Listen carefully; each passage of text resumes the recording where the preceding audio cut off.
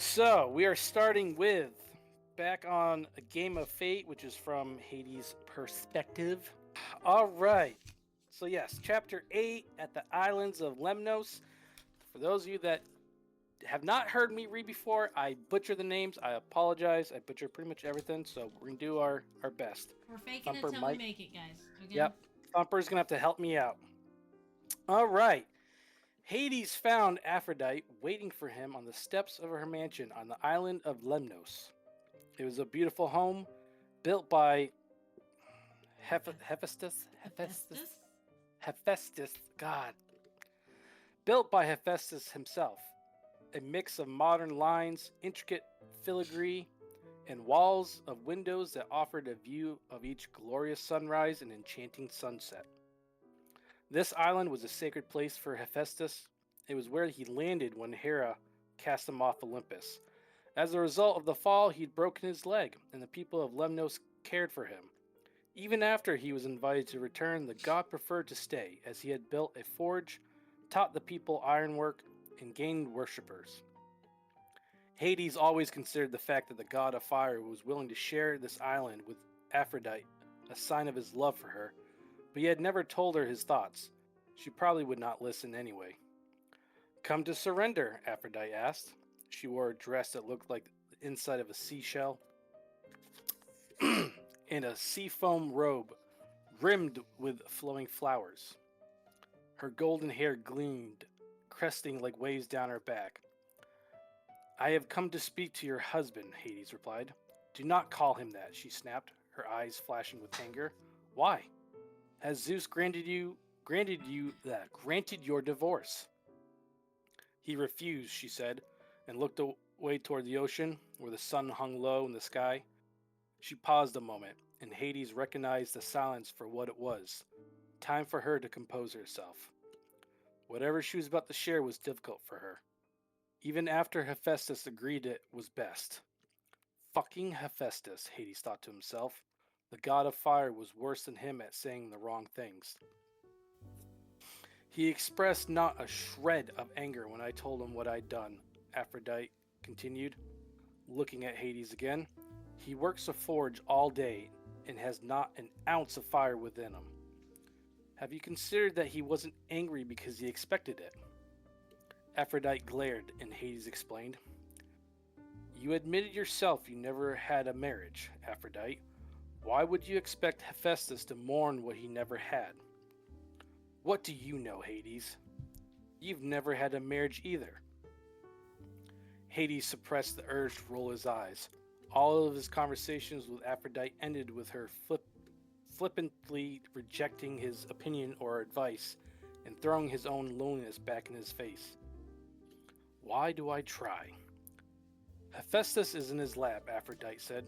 She turned, bare feet moving over the marble steps. Hades trailed behind her. She did not enter her home, but instead turned down a walkway that cut through a garden full of bright, tropical flowers and swaths of ornamental grasses.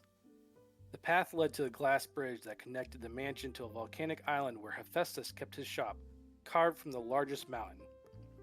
The workshop contained a forge on the lower level and a lab on the upper level, where he experimented with technology and enhancements. Over the years, the god of fire had created armor and weapons, palaces and thrones, chains and chariots, and people, among the most famous being Pandora, who he molded and sculpted from clay. She would later be used as a scapegoat, a way for Zeus to punish mankind. Hades had never asked Hephaestus about her fate, but he had a feeling it haunted the god to this day. He's been working on a project. Bees, Aphrodite said as she walked, and there was a note of admiration in her voice. They are mechanical, disease-resistant. Bees were dying at an alarming rate for various reasons: parasites and pesticides, poor nutrition, and environment. The latter had more to do with Demeter than anything, as the earth tended to suffer when her mood was dark. Hades felt it was a strategic move on the part of the goddess, as a loss of bees meant less food production, which resulted in a reliance on the goddess of harvest for healthy crops. Hephaestus's creation would ensure mortals and bees were not at the mercy of a goddess. Conversely, his creations could be seen as an act of war against the goddess. Did Hephaestus tell you this? Hades asked, curious, because if so, that meant they were communicating. No, Aphrodite said, hesitating for a moment as if she wanted to say something but stayed quiet. So, you were spying? Hades questioned, raising a knowing brow. Aphrodite pursed her lips. How else am I supposed to learn what my husband is up to? You could ask, Hades suggested, and receive a one-word reply? No, thank you. What did you expect to learn while spying? Hades asked. A heavy silence followed his question. Finally, she answered, I guess I thought he might be cheating. Hades could not help it. He paused to laugh. Aphrodite whirled to face him. It isn't funny, she snapped. If he isn't fucking me, he's fucking someone. Hades raised a brow. Is that what you discovered when you spied? Aphrodite's shoulders fell, and she looked away. No, she seemed disappointed, like she might have felt better if Hephaestus was distracted by women rather than things. Hades hummed, and Aphrodite gave him a bruising look before they continued to the entrance of Hephaestus' lab. The cyborgs will take you to him, she said. Hades narrowed his eyes, suspicious of her quick exit. You're not going to leave just to spy, are you? Aphrodite rolled her eyes and crossed her arms over her chest. I have better things to do, Hades. He considered challenging her reply, but decided against it, stepping around her and entering Hephaestus' lab alone. Inside, he found a cavernous room full of Hephaestus' inventions. Shields, spears, armor, helms, pieces of detailed ironwork, unfinished thrones, robotic humans and horses. At the center of it all, working with his back bent over a wooden table, was the god of fire. Despite Hephaestus' modern inventions, his work area and overall aesthetic paid homage to his ancient roots. His blonde beard was long, his matching hair pulled back with a leather strap. He worked shirtless, exposing the scars on his skin, and wore a set of trousers that came to mid-calf. Lord Hades, Hephaestus said as he approached, though the god continued to work, soldering a circuit board. Hephaestus was probably the only god who used titles with other gods out of respect instead of disdain. After a few more minutes of work, Hephaestus put his tools down and pushed a set of clear glasses back on his head. He stood and looked at Hades with a pair of deep-set gray eyes. Hephaestus was huge, his physique chiseled like a marble statue. After landing on Lemnos and breaking his leg, it had been amputated. In its place was a prosthetic of his own design. It was gold, but minimalistic, made of geometric shapes. Even not being able-bodied, he was probably the strongest physically, and definitely the smartest of the gods. Hephaestus, Hades nodded, looking at the metal and wires scattered across his table. Despite already knowing what these pieces were for, he asked, What are you working on? Nothing, the god said quickly. Did not surprise Hades that Hephaestus would keep quiet about his work. He had never been chatty, but after his exile and the scrutiny he had faced from other gods due to his scarred face and disability, he had become even more quiet. It cannot be nothing, Hades said. It does not look like nothing. Hephaestus blinked at the god and then answered, A project. He cleared his throat. What can I do for you? Hades averted his eyes, looking around the room as he spoke. I need your expertise. I need a weapon, one that will subdue violence and encourage truth. Hephaestus offered a hint of a smile. Sounds like a riddle, he said. You haven't heard the last part, Hades said. It's for an Olympian. Hephaestus raised a brow, but just as Hades suspected, the god of fire did not ask questions. I can create something, he said. Come back in a day. There was silence for a moment, and then Hades said, "You know Aphrodite spies on you." Hades felt like a gossip. He was not sure why he was telling Hephaestus about Aphrodite's secret. Maybe he felt like it was revenge for her bargain. Maybe he was hopeful it would encourage conversation between them. Except that Hephaestus did not react to the news. His expression passive, disinterested. "She is suspicious," he said. "Or curious," Hades countered, because it was true. "I suppose she can be both," he replied, turning his back on Hades and focusing again on his work.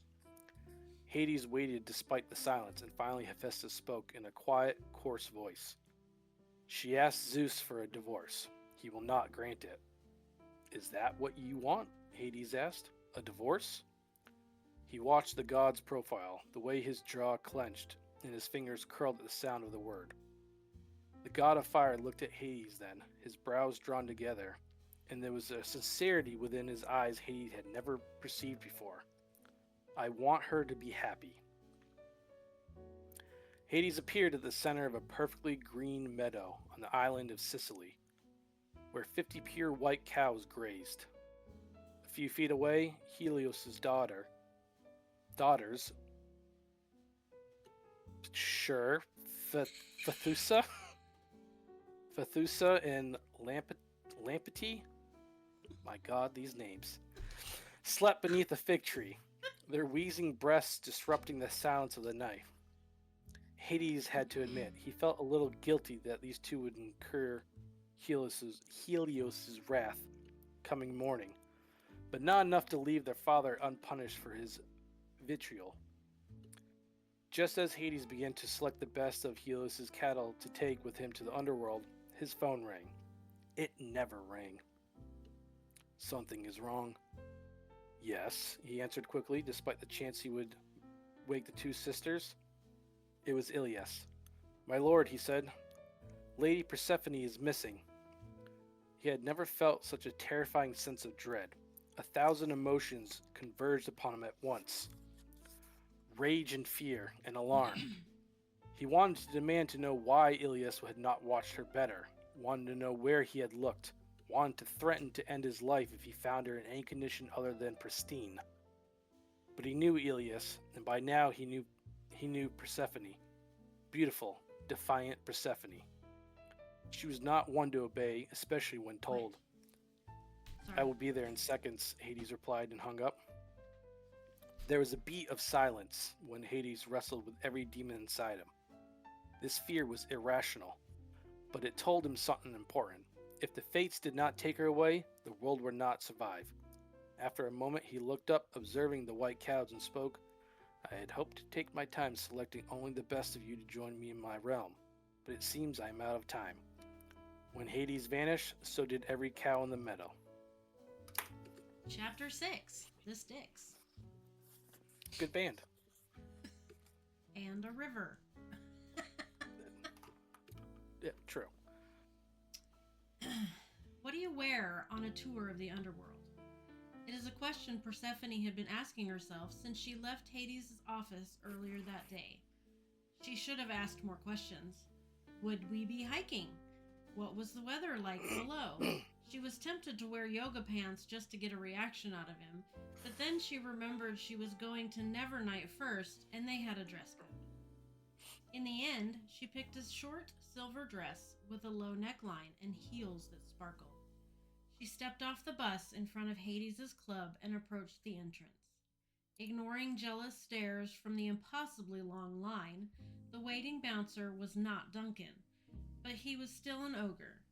Persephone wondered how Hades had punished the monster for his treatment of her.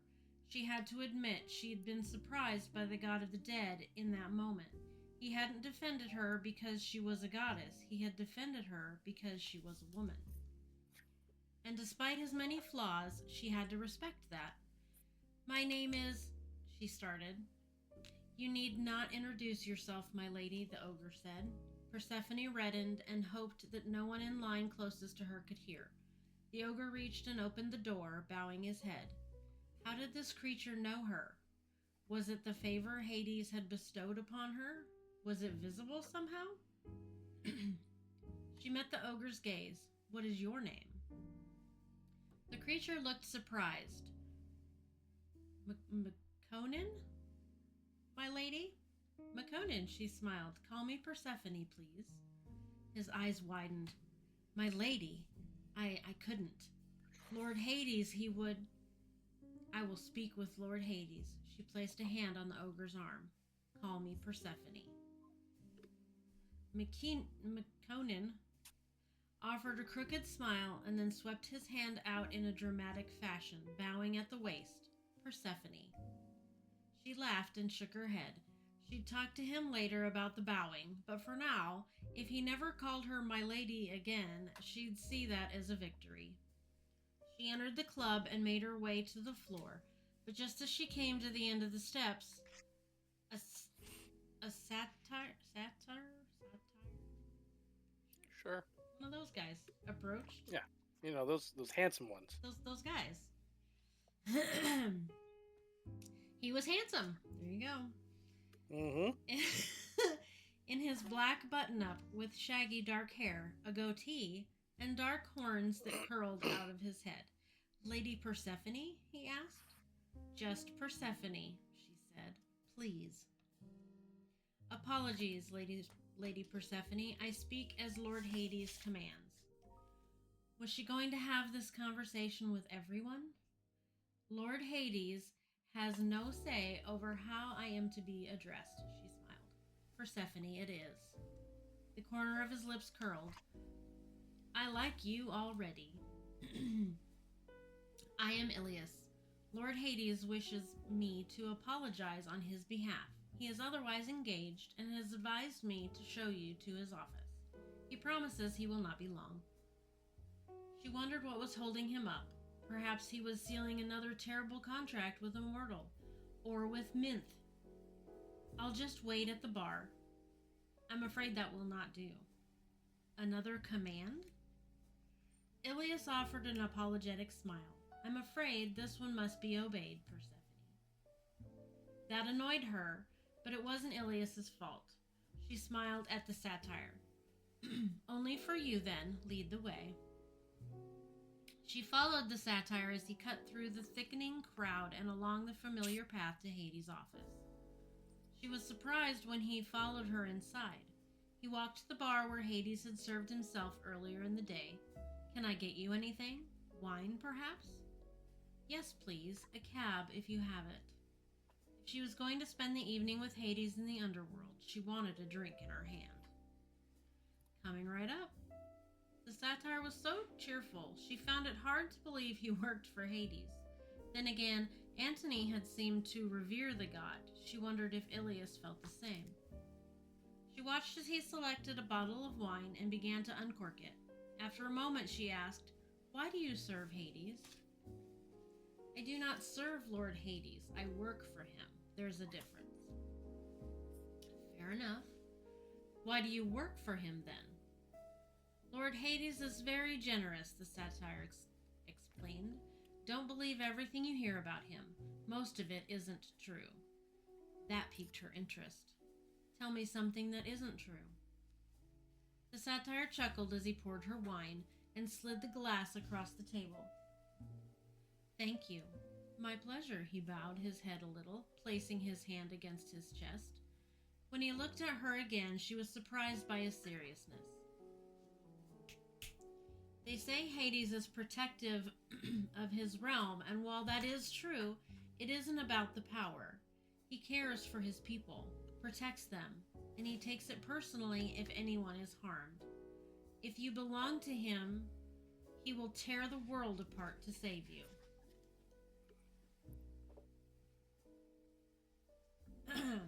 She shivered. But I don't belong to him.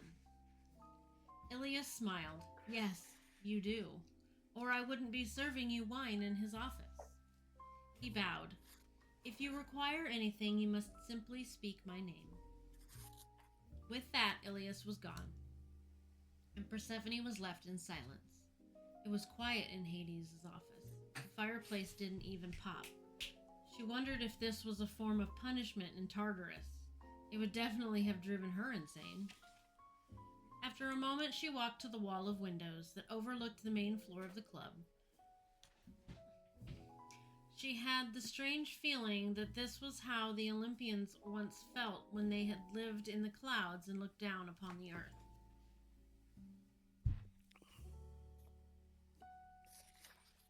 Sorry, cat issues. She studied the mortals below. At first glance, she saw clusters of friends and couples, their worries banished by the drinks in their hands. For them, this was a night of fun and euphoria, not too unlike the one she had on her first visit. For others, though, their visit to Nevernight meant hope.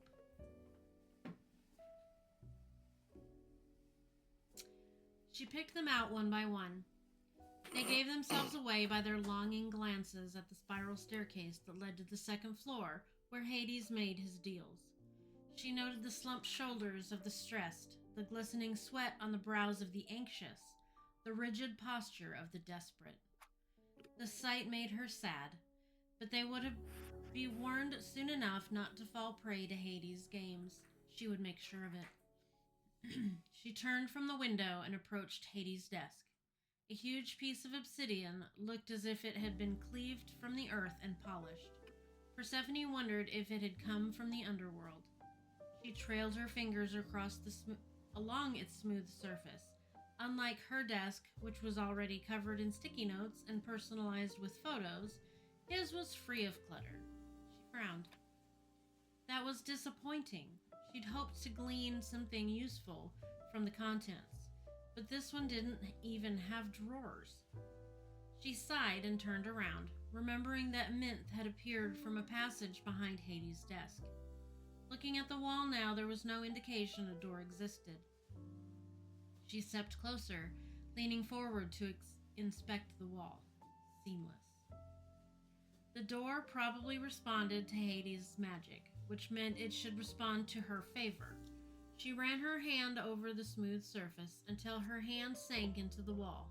She gasped and recoiled quickly. Heart beating hard in her chest, she inspected her hand front and back but found no wounds. Curiosity overwhelmed her then, and she looked over her shoulder before she tried again. Pushing further into the wall, it gave way like liquid, and when she stepped through on the other side, she found herself in a hallway lined with crystal chandeliers. The light kept her feet in shadow, and when she took a step forward, she fell and landed hard on something sharp. The impact took her breath away. Panicked, she inhaled in gasps until her breathing returned to normal. It was then she realized she'd fallen on a step. The light overhead barely touched the outline of the staircase. Persephone struggled to her feet despite a sharp pain in her side. She took off her pumps and left them behind, making her way down the steps at a steep incline. She kept her hand pressed to her right side and the other on the wall, afraid if she fell again she'd break her ribs. By the time Persephone reached even ground, her legs and side ached. Ahead, a blinding but hazy light filtered into a cave-like opening. She stumbled toward it, and walked right into a field of tall green grass, speckled with blooming white flowers. In the distance, an obsidian palace jutted against the sky. Beautiful but ominous, like clouds full of lightning and thunder. When she looked behind her, she discovered she'd traveled down a great black mountain. So, this is the underworld, she thought? It looks so normal, so beautiful, like a whole other world beneath the world. The sky here was vast and alight, but she couldn't spot a sun, and the air was neither warm nor cold, though the breeze that moved against the grass and her hair made her shiver. It also carried a mix of scents, sweet florals, spice, and ash. That was how Hades smelled too. She wanted to inhale it, but even shallow breaths hurt after her fall. She wandered further from the mouth of the mountain, keeping her arms across her chest, hesitant to touch the delicate white flowers for fear they would wilt. The farther she walked, the angrier she became at Hades. All around her was lush vegetation. Part of her had wanted the underworld to be full of ash and smoke and fire, but here she found life. Why had Hades charged her with such a task if he already excelled at creating it? She continued with no destination other than the palace. It was the only thing she could see beyond the huge field. She was surprised no one had come after her yet. She'd heard that Hades had a three-headed dog that guarded the entrance to the underworld. She wondered if it was her favor that helped her pass into this place unknown. Except that she sort of wished someone would come along, because the longer she walked and the heavier she breathed, the more her side hurt. Soon she found her way barred by a river. It was an unsettling body of water, dark and churning, and so wide she could only see the vague coloring of foliage on the other side. This must be the Styx, she thought. It marked the boundaries of the underworld and was known to be guarded by Charon, a daemon, also called a guiding spirit. He took souls into the underworld on his ferry. But Persephone saw no daemon and no fairy. There were only flowers. An abundance of narcissus spilled over the side of the river. How was she supposed to cross this? She looked back at the mountain. She'd come too far to turn back now. Excuse me. She was a strong swimmer, except that the pain in her side might slow her down. Aside from the width, it looked rather unassuming, just dark, deep water. Persephone stepped closer to the bank. It was wet, slippery, and steep. The flowers growing along the incline created a sea of white, a strange contrast against the water, which looked like oil. She tested it with her foot before slipping into the river completely. The water was cold, and her breathing became labored, which made this pain in her side worse. Just as she set a decent pace, something clamped down on her ankle and pulled. Before she could scream, she was dragged under the water. Persephone kicked and clawed, but the more she struggled, the tighter the grip, and the faster the thing moved deep into the river. She tried to twist to get a look at what had snatched her, but a spasm of pain made her cry out, and water spilled into her mouth and down her throat. Then something clamped down on her wrist, jerking her roughly as the thing pulling her feet halted. When she looked at what held her wrist, she tried to scream but inhaled water instead. It was a corpse. Two vacant eyes stared back at her, bits of skin still clinging to parts of its skeleton face. She was caught between the two as they pulled her up and down, stretching her body to the point of pain. They were soon joined by two more who took a hold of her remaining limbs. Her lungs burned and her chest ached, and she felt pressure building behind her eyes. I'm going to die in the underworld. But then one of the dead let go to attack the others, and the rest followed soon after. Persephone took her chance and swam as fast as she could. She was weak and tired, but she could see Hades' strange sky brightening the surface of the river above, and the freedom and air it promised motivated her. She broke the surface just as one of the dead caught up with her. Something sharp bit into her shoulder and dragged her under again. This time she was saved as someone from the riverbank managed to grab her wrist and drag her from the water. The dead thing wrenching free with a vengeance, a scream tore through her, and suddenly she couldn't take in air. She felt solid ground beneath her, and a musical voice commanded her to breathe. She couldn't. It was a combination of pain and the exhaustion. Then she felt the press of a mouth against hers as air pushed into her lungs. She rolled over and heaved, water spilling onto the grass. When she was finished, she collapsed back onto her back, exhausted. A man's face loomed over hers. He reminded her of sunshine, with his golden curls and bronzed skin, but it was his eyes she liked the most. They were gold and brimming with curiosity. "You're a god," she said, surprised. He smiled, showing a set of dimples on either side of his face. "I am."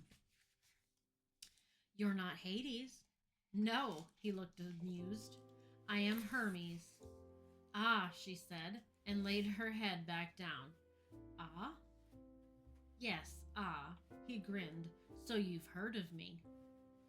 She rolled her eyes. "The god of trickery and thieves." "I beg your pardon. You forgot trade, commerce, merchants, roads, sports, travelers, athletics, heraldry. How could I have forgotten heraldry?" she asked absently, and then shivered, staring up at the dim sky. "You're cold?" he asked. "Well, I was just pulled from a river." He took off his cloak and covered her. The fabric suctioned to her skin, and it was then she remembered that she'd worn that short silver dress to Nevernight. She flushed. "Thank you." "It is my pleasure," he said, still watching her. "Shall I guess who you are?" "Oh, yes, entertain yourself." Hermes looked serious for a moment and tapped his full lips with his finger. "I think you are the goddess of sexual frustration." Persephone barked laughter. "I think that's Aphrodite." "I did say sexual frustration. I meant Hades' sexual frustration." Just as the words were out of his mouth, a blast of raw power threw him back. His body made the ground shake as he landed, tossing up dirt and rock. Persephone sat up despite the pain and turned to find Hades towering over her in his sharp black suit. His eyes were glimmered darkly, and his nostrils flared. "Why did you do that?" she demanded.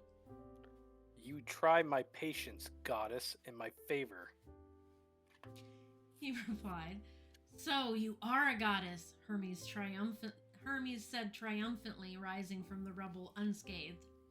She glared at Hades.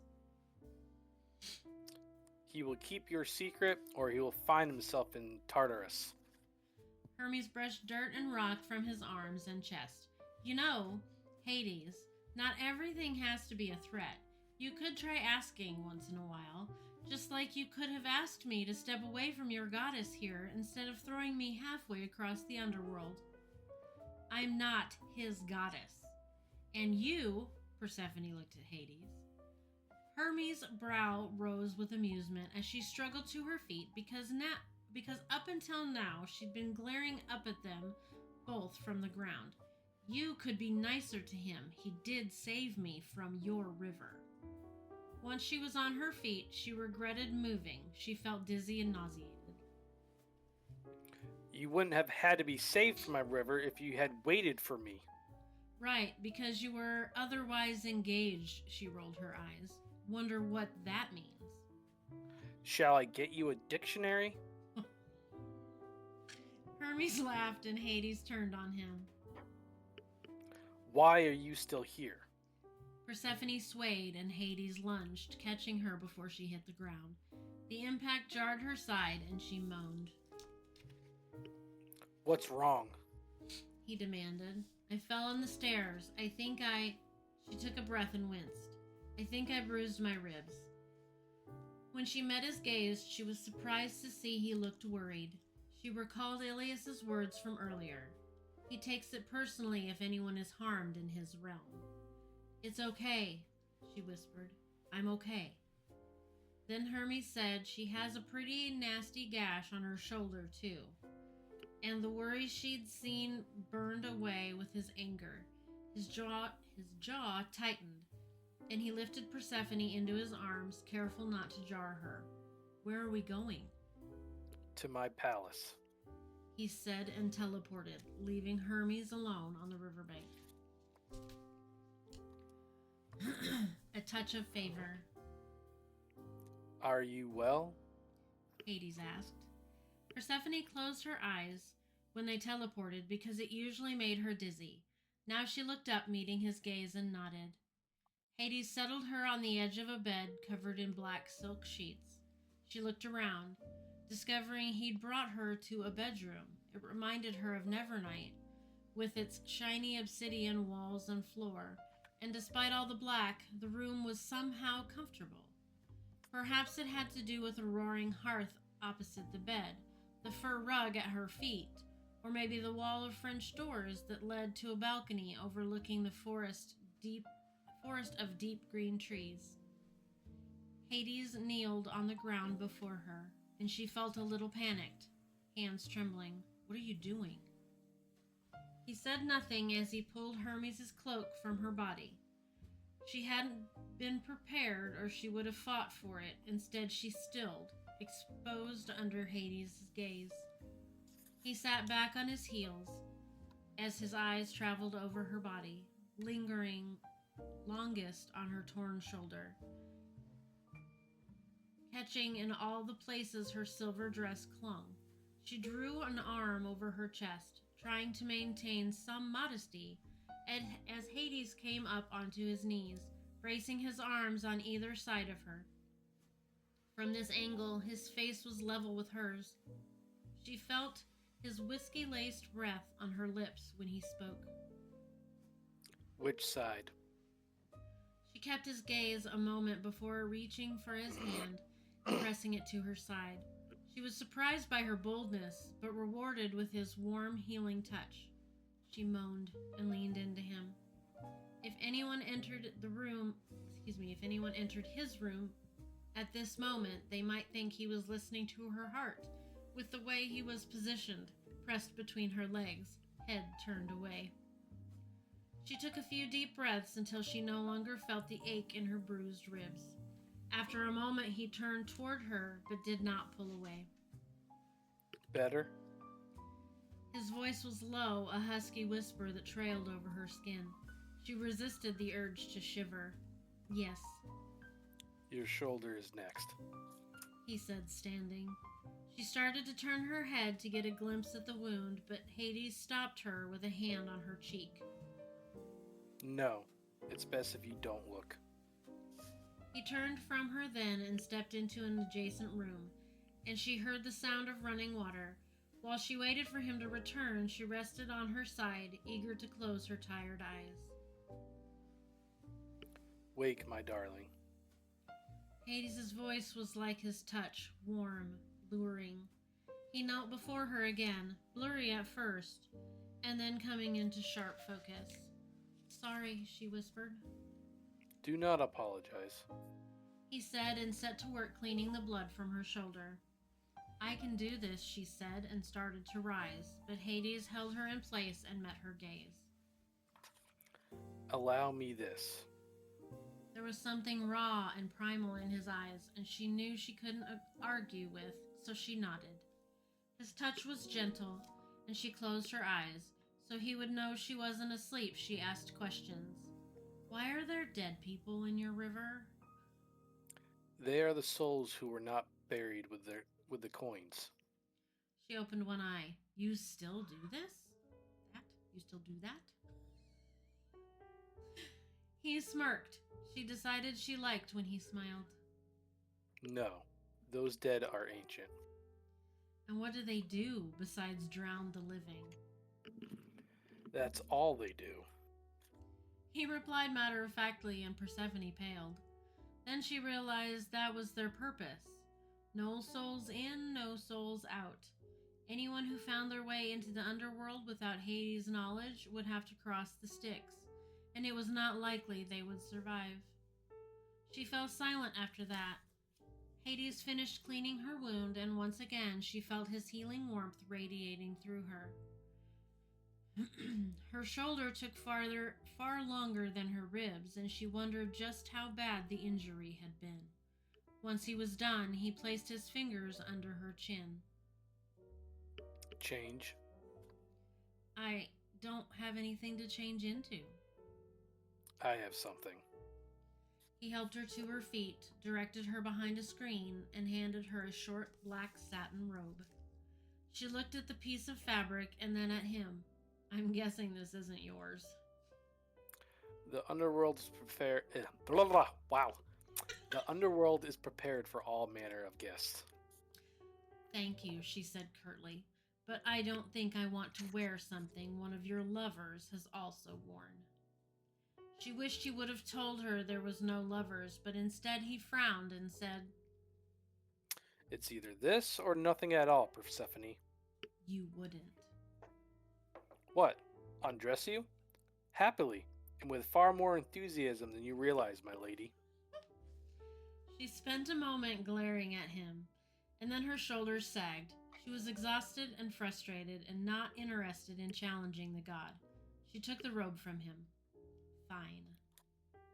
He gave her the privacy she needed to change. She stepped out from behind the partition in the robe and immediately fell under Hades' gaze.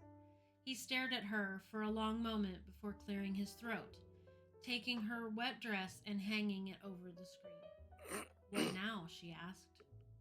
You rest. He said and lifted her into his arms. She wanted to protest. He had healed her, and despite her wariness, she could walk. But being in his arms made her feel flush and shy, so she remained quiet, unable to speak. Hades held her gaze, even as he laid her down and drew the blankets over her body. Her eyes were heavy with sleep. Thank you, she whispered, and then noted the harsh set in his face.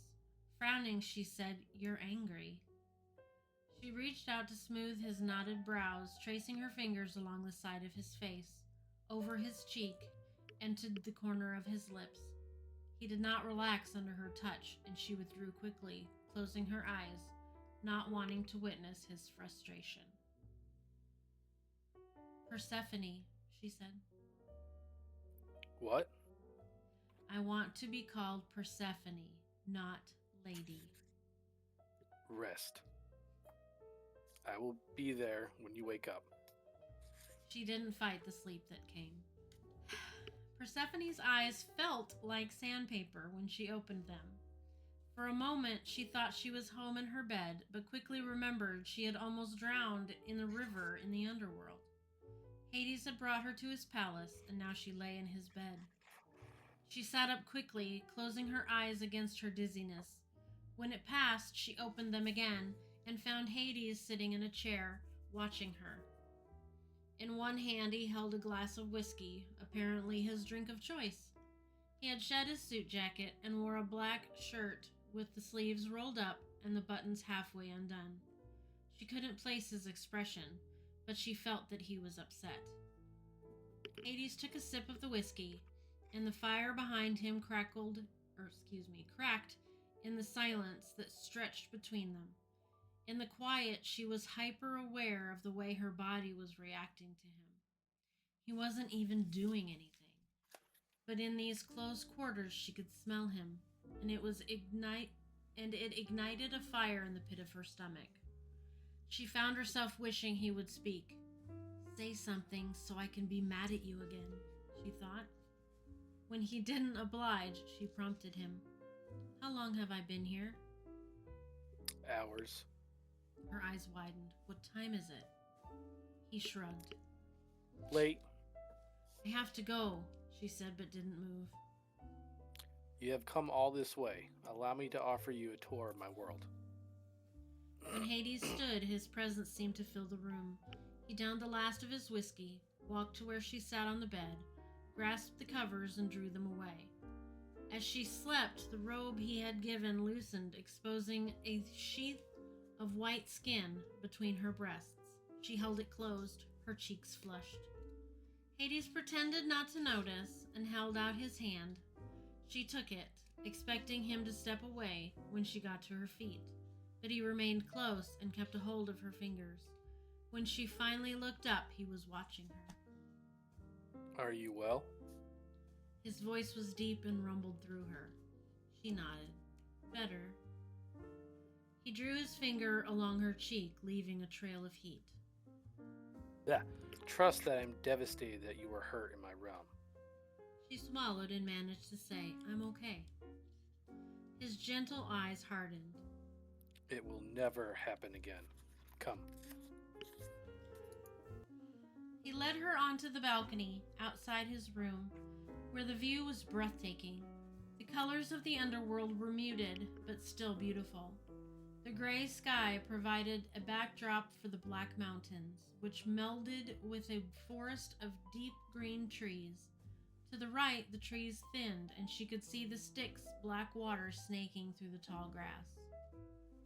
Do you like it? "It's beautiful," she answered, and thought he looked pleased. "You created all of this?" He nodded only once. The underworld evolves just as the world above. Her fingers were still laced with his, and he tugged, leading her off the balcony, down a set of stairs that emptied into one of the most beautiful gardens she'd ever seen. Lavender wisteria created a canopy over a dark stone path, and clusters of purple and red flowers grew wildly on either side of the trail. The garden awed her and angered her. She turned on Hades, pulling her hand from his. "You bastard." Names, Persephone. "Don't you dare. This is beautiful." It made her heart ache and was something she longed to create. She stared longer, finding new flowers, roses of inky blue, peonies in pink, willows and trees with dark purple leaves. It is. "Why would you ask me to create life here?" She tried to keep her voice from sounding so despondent, but she couldn't manage it. Standing at the center of her dream manifested outside her head. He stared at her for a moment, and then with a wave of his hand, the roses and peonies and willows were gone. In their place was nothing but desolate land. She gasped at Hades as she stood in the ruins of his realm. It is illusion. It is a garden. If it is a garden you wish to create, then it will truly be the only life here. She stared, half in awe, half in disgust, at the land before her. So all this beauty was Hades' magic, and he maintained it effortlessly.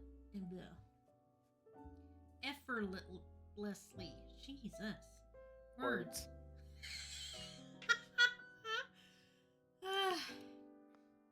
He was a truly powerful god. He called the illusion back, and they continued through the garden. As she followed Hades, the scents accosted her. Sweet roses, musky boxwood, peppery geraniums, and more. The smell of dense foliage reminded Persephone of the time she spent in the greenhouse, where her mother's flowers bloomed so easily, and the promise she'd made never to return. Now she realized she would just trade one prison for another if she failed to fulfill the terms of her contract. Finally, they came to a low stone wall where a plot of land remained barren, and the soil at their feet was the color of ash. You may work here. "I still don't understand," Persephone said, and Hades looked at her. "Illusion or not, you have all this beauty. Why demand this of me?" If you do not wish to fulfill the terms of our contract, you have only to say so, Lady Persephone. I can have a suit prepared for you in less than an hour. "We do not get Sweet. along well enough to be housemates." Hades, his brow rose, and she lifted her chin. "How often am I allowed to come here and work?" As often as you want. I know you are eager to complete your task. She looked away and bent to scoop up a handful of sand. It was silky and fell through her fingers like water. She considered how she would plant the gardens. Her mother could create seeds and sprout them out of nothing, but Persephone couldn't touch a plant without it wilting. Perhaps she could convince Demeter to give her a few of her own seedlings. Divine magic would have a better chance in this dirt than anything mortal might offer. She thought of her plan, and when she rose to her feet, she found Hades watching her again. She was getting used to his gaze, but it still made her feel exposed. It didn't help that she only wore his black robe. And how shall I enter the underworld? She asked. I'm assuming you don't want me to return the way I came. He tilted his head thoughtfully to the side. She'd only known him for 3 days, but had seen him do this before when he was particularly amused. It was a move he made when he already knew how he was going to act. Even with that knowledge, she was surprised when he took her by the shoulders, pulled her flush against him. His arms shot out, fitting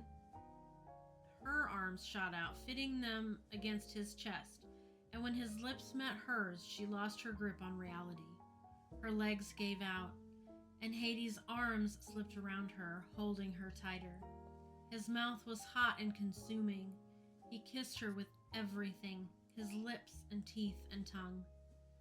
And she reciprocated with just as much passion.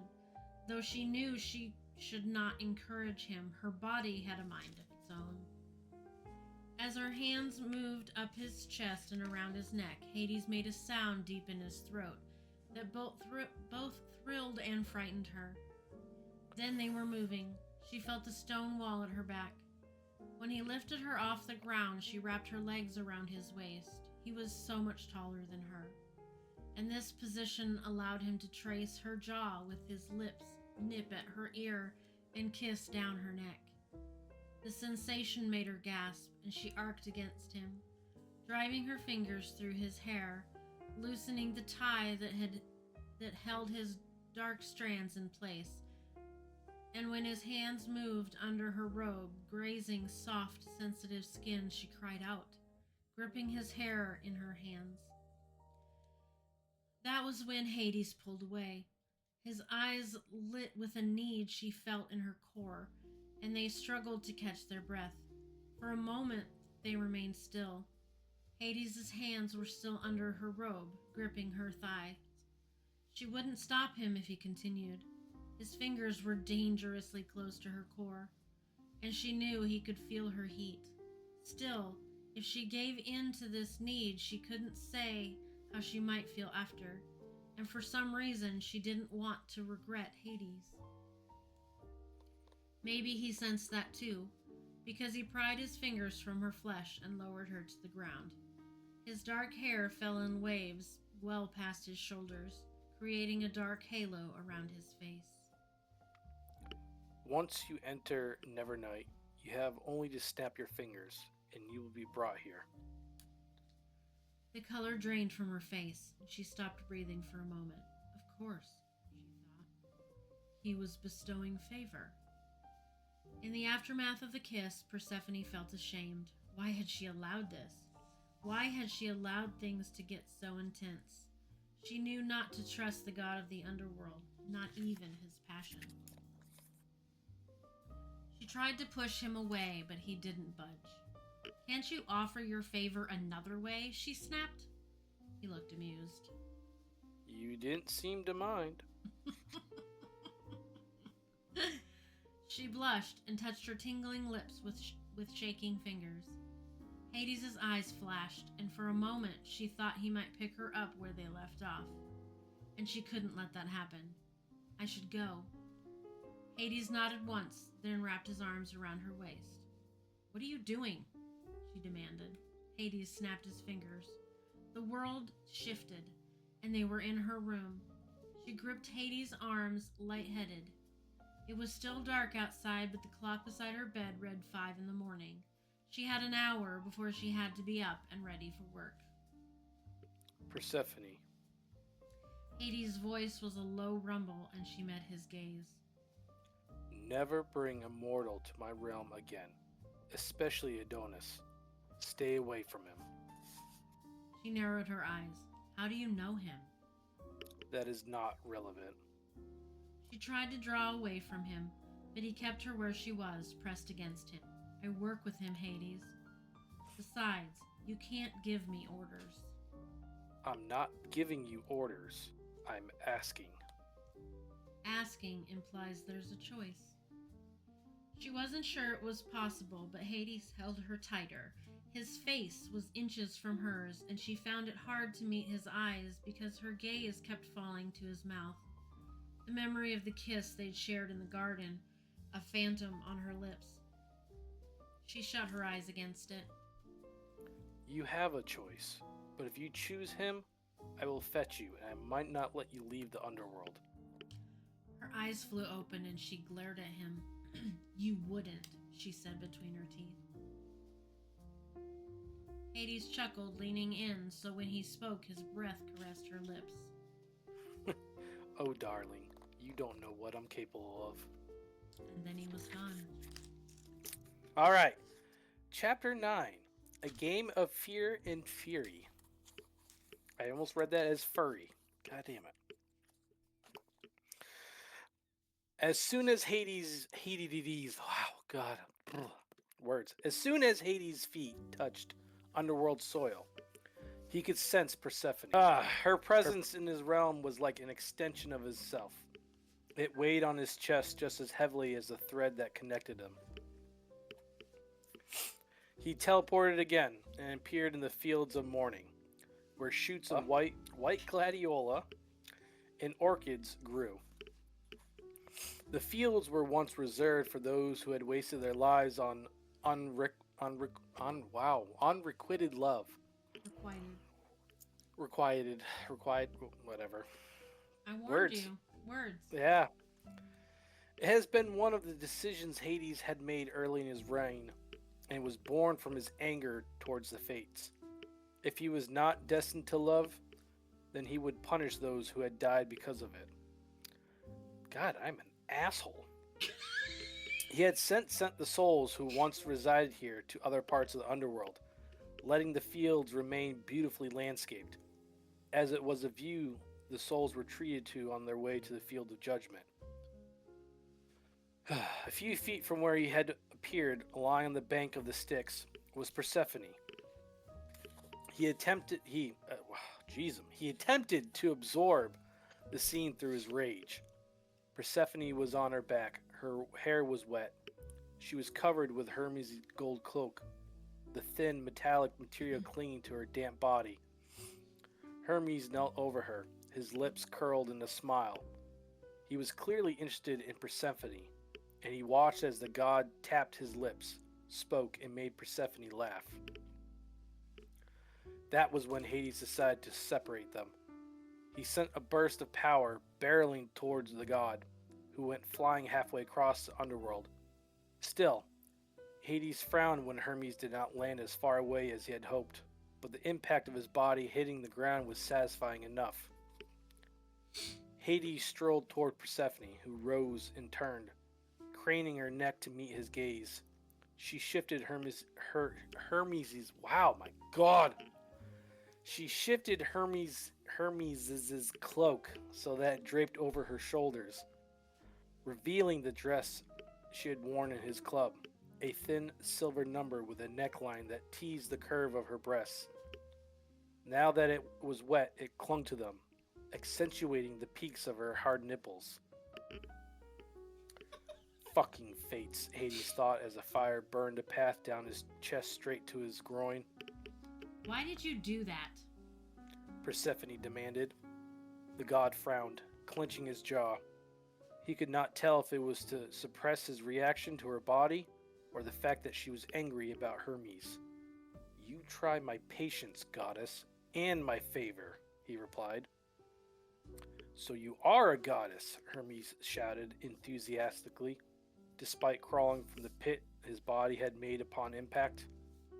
Persephone narrowed her eyes, and Hades realized they had only succeeded in making her more frustrated by outing her. He will keep your secret, or he will find himself in Tartarus, Hades promised, driving his point home by glaring at the god of mischief, who approached now, brushing dirt and grime from his person. Hades found it amusing to see the god in disarray, as he prided himself on his appearance like many gods. You know, Hades, not everything has to be a threat. You could try asking once in a while. Just like you could have asked me to step away from your goddess here instead of throwing me halfway across the underworld. I am not his goddess. And you? Persephone's tone was full of disdain as she made her way to her feet. Hades narrowed his eyes, unable to put into words how much he hated being spoken to in this manner before another Olympian, especially Hermes. You could be nicer to him. He did save me from your river. You wouldn't have had to be saved from my river if you had waited for me. Right, because you were otherwise engaged, whatever that means. She rolled her eyes. Was she jealous? Hades wondered. Shall I get you a dictionary? When Hades heard Hermes's gleeful laugh, he turned on the god. Why are you still here? Just as the words fell from his mouth, Persephone swayed. Without thought, he reached for her, catching her around the waist, and was surprised when a sharp moan escaped from somewhere deep in her throat. Pain. She's in pain.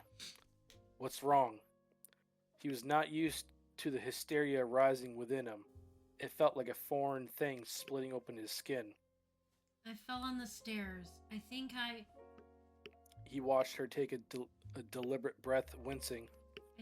bruised my ribs. Hades could best describe how he felt as angry, but it was more than that. He hated that she had been hurt in his realm.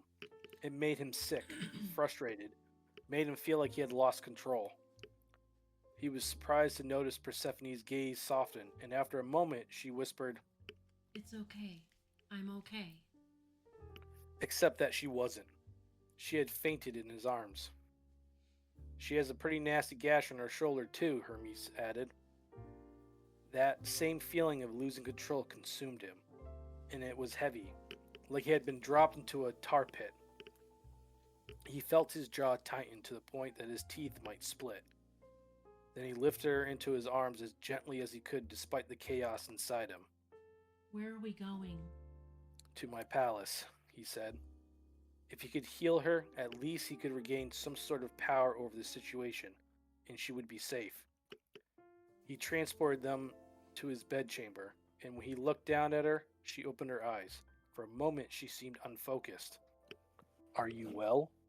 Hades asked, and she met his gaze.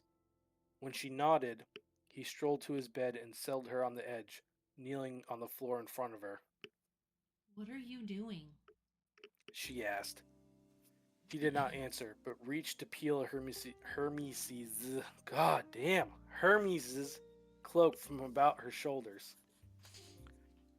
She stilled at his touch, and he thought about telling her to breathe, but decided that maybe she was reacting to pain and not his presence. He was not prepared for what the cloak was hiding. Her shoulder was torn to the bone. Nasty gash. Hermes had grossly misinterpreted this wound. Hades sat back on his heels, studying the damage. He would need to clean it before he healed it, or there was a chance infection would set in. Though it was rare for a god to become ill, it was not impossible, and he would not take any chance, not with her. He let his gaze wander the length of her, searching for other wounds. The dead who inhabited the Styx were vicious, their claws and teeth sharp, and they shredded their victims. Persephone was lucky to have gotten out of the river with a shoulder wound. It could have been worse. His horror was real and painful, like hitting a brick wall. He had crafted his realm to discourage curious exploration, and yet here was Persephone, inquisitive and unfazed. It was not until Persephone drew an arm over her chest that Hades lifted his gaze to her eyes. He hadn't realized that he'd been staring. He scolded himself and came to his knees, bracing his hands on either side of her thighs. The movement brought him within an inch of her face. Even having almost drowned in the Styx, she still smelled like vanilla, sweet and warm. Which side? He asked quietly. She held his gaze for a moment, and he noted how she swallowed before covering his hands with her own and guiding it to her side. Something gathered in the back of his throat, and he wanted desperately to clear it, but couldn't. He wasn't breathing now, either. He focused instead on her side, sending a wave of power from deep inside his body to his hands, letting the magic soak into her skins. She moaned and leaned into him, her head resting against his shoulder, and something akin to fire ignited in his stomach. Fuck. He took deep breaths through his nose and out his mouth, trying to concentrate on his magic and not his growing erection. Jesus, Haiti, keep it together, man! When he was certain she was healed, he moved his head a fraction, their lips level as he spoke. Better? Yes. She whispered, and he noted how her eyes fell to his mouth. Your shoulder is next. He stood, and when she started to look, he stopped her with a hand on her cheek. No, it's best if you don't look. It would hurt worse if she did. Hades stepped into the bathroom and wetted a cloth. He was not gone long when he returned. He found Persephone had shifted to her side and lay on his bed with her eyes closed. He frowned as he watched her. While he understood why she would be exhausted, he did not like it. It made him worry that perhaps he had taken too long to heal her, or maybe she had been injured worse than he knew. He approached and leaned toward her. Wake, my darling. As she stirred, he knelt beside her again, relieved to see that her eyes were clear and bright. Sorry. Her voice was a hushed whisper, and it shivered through him. Do not apologize. He should be apologizing. He had intended to advise her of the dangers of the underworld on their tour tonight, but he hadn't had the chance. He began cleaning her shoulders, infusing the damp cloth with his magic so she felt less pain. I can do this. She offered, and started to rise, but Hades held her in place. Allow me this, he wanted this, to take care of her, to heal her, to ensure she was well. He could not explain why, but the part of him that desired this, it was primal. She nodded, and he resumed his work. After a moment, she asked in a sleepy voice, Why are there dead people in your river? A ghost of a smile touched his lips. They are the souls who were not buried with coins. He felt her gaze upon him as she asked, appalled. You still do that? His smile widened. No. Those dead are ancient. And what do they do, besides drown the living? That's all they do. Their life in the Styx had initially been a punishment, a place souls were sentenced for not possessing coins to cross the river.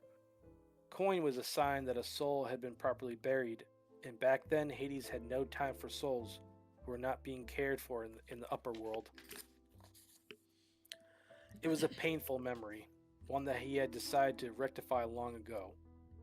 He had the judges evaluate all of them, and those who deserved respite were given water from the Lethe,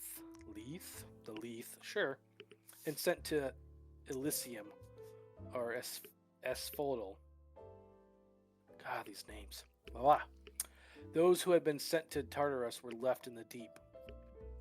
Hades was not sure what Persephone thought of his explanation, but she fell silent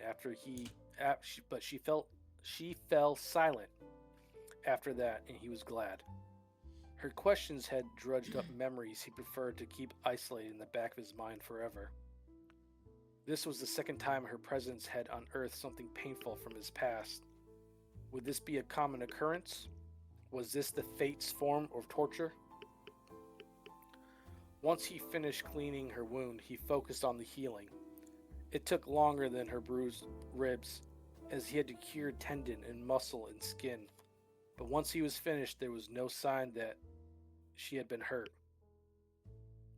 He released a short breath, relieved, and then placed his finger against her chin so that she would look at him. Partially so he could ensure she was well, and also because he wanted to see her expression. Change, he advised. I don't have anything to change into. I have something, he said, and helped her to her feet. He didn't know if she felt dizzy, but he preferred to keep a tight grip on her hand in case that changed. Plus, he liked to feel her warmth. It reminded him that she was real. He directed her behind a changing screen and handed her a black robe, noting the look of surprise on her face as she registered what she was holding.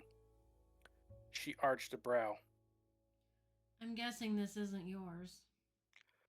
The underworld is prepared for all manner of guests, he answered. It was the truth, but he also could not remember who the robe belonged to. Thank you. Her response was curt. But I don't think I want to wear something one of your lovers has also worn. Her comment might have been amusing, but instead he found that he was frustrated by her anger.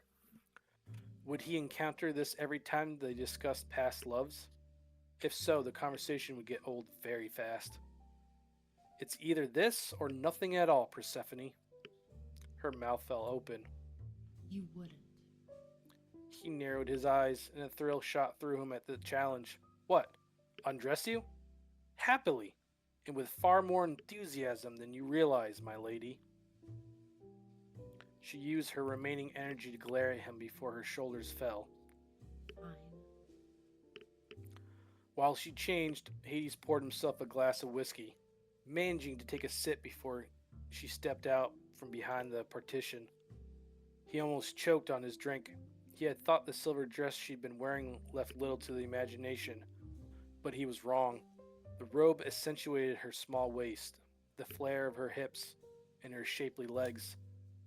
Giving her that scrap of fabric was a mistake, he thought, as he approached and took her wet dress, hanging it over the screen. What now? She asked. For a moment, he wondered if she could sense his sinful thoughts. You rest. He lifted her into his arms, expecting her to protest, but he was relieved when she didn't. He would not be able to explain why he needed this closeness. Didn't fully understand it himself. He just wanted to touch her, to know that she was full of life and heat. He lowered her to the bed and pulled the blankets over her. She looked pale and fragile, lost in a sea of black silk. Thank you. She said quietly, looking up at him with heavy lids. She frowned and touched the space between his brows with her finger, tracing his cheeks, ending at the corners of his lips. You're angry. It took everything inside him to remain where he was, to not lean into her touch, to not press his lips to hers. If he kissed her, he would not stop. After a moment, her hand fell away, and she closed her eyes. Persephone. She said, What? I want to be called Persephone, not Lady. Another faint smile touched his lips.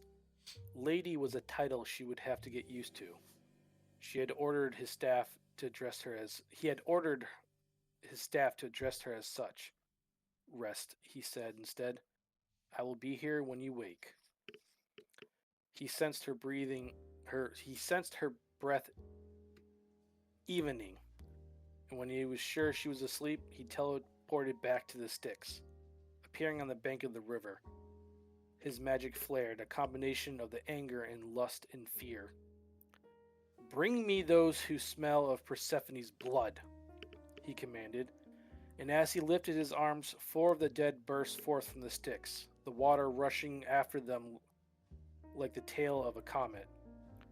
The corpses shrieked, sounding and appearing more like monsters than the bodies of one flesh and blood mortals. You have tasted the blood of my queen, and therefore shall cease existing. As he closed his fist, the wailing increased to an almost impossible shrill, and the corpses turned to dust that was swept away into the mountains of Tartarus. In the aftermath, Hades' ears rang and his breathing was harsh, but the release was euphoric. Behind him, he heard Hermes' familiar chuckle. He whirled to face the god of mischief. I knew you would return, he said. He nodded toward the mountains of Tartarus. Feeling better? No. Why are you still here?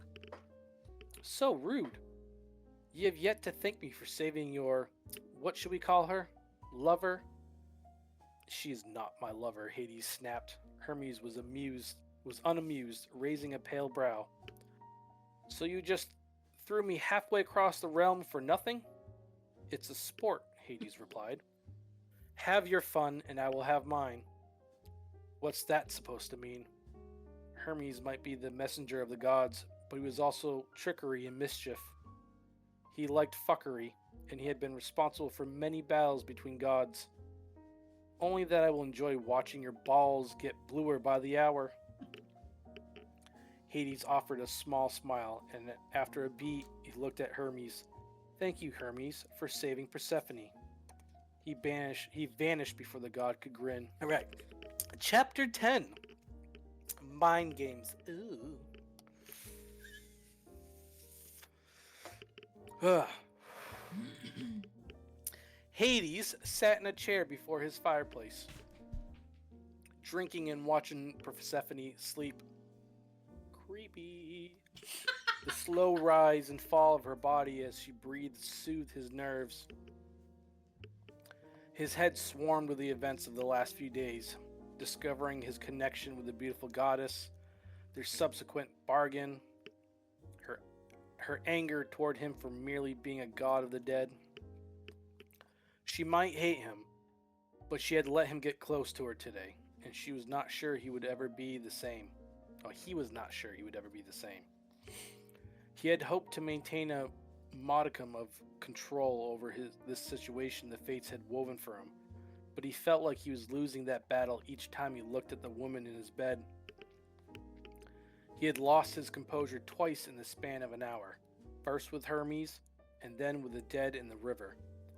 Because this goddess was curious, because seeing her bleed had ignited rage in him so hot, he had no other place to expel it except at those who had injured her.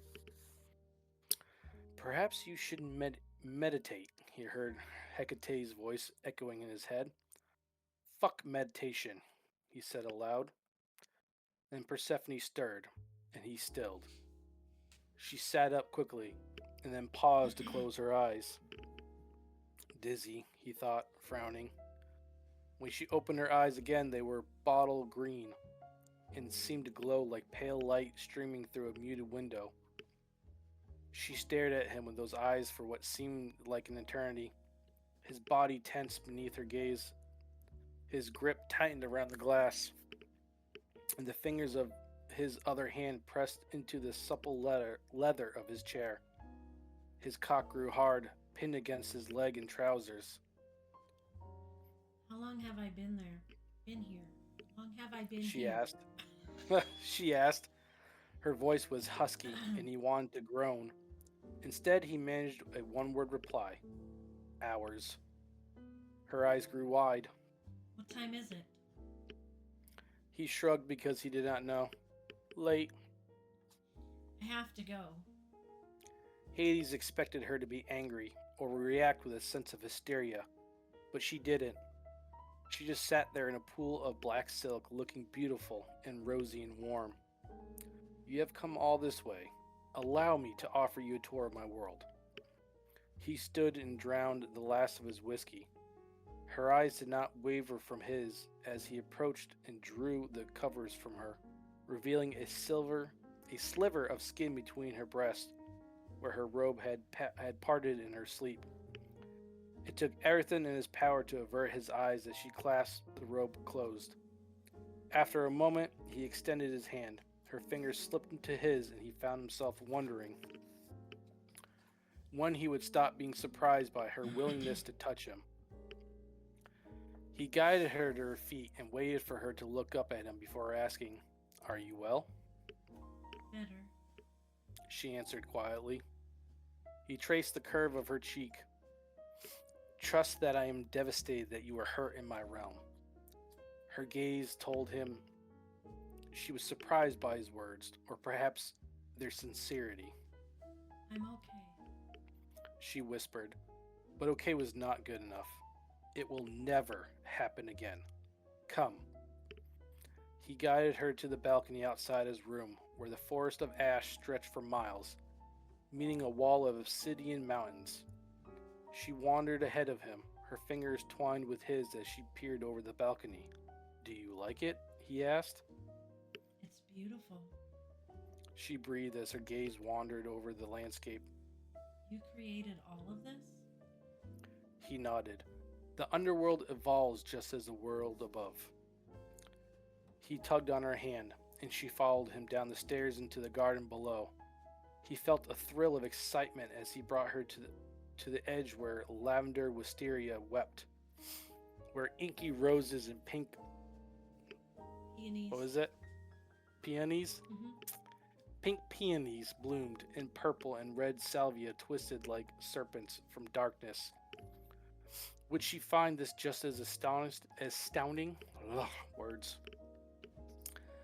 His answer came as soon as her feet touched the dark stone path leading into the garden. She wrenched her hand away from his and turned on him. You bastard. Hades suddenly felt completely ridiculous. His mouth tightened. "Names, Persephone." Don't you dare. This is beautiful. So she was impressed, but why the anger? "It is," he agreed. Why would you ask me to create life here? She sounded devastated, as if seeing his realm and the flora that grew her drained her hope. Did she grieve for what she felt she had no power to create? With a wave of his hand, he dismantled the illusion. Revealing the truth of his realm felt like revealing the truth of his soul. The underworld was desolate, a wasteland of ash. "It is illusion," he explained. "If it is a garden you wish to create, then it will truly be the only life here." Hades called the glamour back and walked ahead. Persephone followed, and he wondered what she was thinking. Was she appalled by what he had shown her? Did she think less of the underworld just because its beauty was a creation of his own magic? He had not intended to give her a tour of the underworld to make her feel powerless, but he could feel her doubt and anger flare. As much as he hated being the reason for these feelings, he knew was the only way she could reach her potential. One day, Persephone would tire of feeling defenseless, and his queen would rise from the ashes, a goddess. Hades stopped near a retaining wall at the back of his garden. On the other side were the asphodel fields. At his feet, the earth was barren and black. "You may work here," Hades said. If Persephone wanted to grow a garden, if that was her way of creating life in the underworld, then she would have to do it in the ashy soil of the underworld. I still don't understand. Persephone said. Illusion or not, you have all of this beauty. Why demand this of me? "Because it is the will of your soul," he thought. "If you do not wish to fulfill the terms of our contract, you have only to say so, Lady Persephone. I can have a suite prepared for you in less than an hour." We do not get along well enough to be housemates, Hades. Her comment inspired a few salacious images, bare skin and breathy moans. He disagreed. How often am I allowed to come here and work? "As often as you want," he said, because after today he would ensure she never took that portal again. "I know you are eager to complete your task." Her gaze fell to the ground and she bent to scoop up a handful of sand. It was not meant to nurture life, the texture like ground boned. She rose to her feet again. And how shall I enter the underworld? She asked. I'm assuming you don't want me to return the way I came. It was the question he had been waiting for, and his answer made his body tight with anticipation. He tilted his head to the side, and she stared back, lips parting. It was enough of an invitation. He gripped her shoulders and pulled her flush against him, bringing his mouth to hers. He could have offered her favor without laying so much as a finger on her, but it was an excuse to touch her. Given that, he should have been gentle, but he found he was anything but tame. His body reacted like it was on fire, and desperate to be smothered. He felt ridiculous. He had kissed and fucked, but he had never felt this, whatever it was. This burning desire, this desperate wish to claim and protect and to love. Then again, he had never kissed or fucked a woman destined to be his lover. Was the thread the reason he felt so uncontrolled? He urged her lips apart, his tongue gliding against hers, his teeth grazing her lips. She tasted like wine and salt and smelled like a bed of sweet roses. Her body trembled, and he held her tighter so that there was no space between them, feeling all her soft curves against the hard contours of his own body. She was just as enthusiastic, kissing him with unabashed abandon. He got the sense that she would not have yeah. He got the sense that she would not have appreciated gentle, that she craved passion, rough and raw. Atta girl. Her arms wound around his neck, and he groaned, the sound coming from somewhere deep and long asleep. He moved, directing her until she was pressed into the stone. His hands drifted down her waist and over her round bottom, where he gripped and lifted her from the ground, with her legs planted around his waist, her heels digging into his back, his erection grinding into her most sensitive place. He let his lips wander, trailing her jaw, nipping her ear, kissing down her neck. Now and then he would pause and taste her skin, salty from the river. She arched beneath him, grasping until she took control, driving her hands through his hair, loosening the strands until it fell in layers around his face. It was his hair she used to control him, because as his hands slipped beneath her robe, grazing the hot and tender skin between her thighs, she gripped it harder, and it was that sharp pull that brought him back to reality. He had gone too far. He broke their kiss, breathing hard, struggling to contain his lust. He had meant to tease her to gauge her desire, but it had turned into something more. Even now he continued to hold her, fighting the urge to begin where they ended.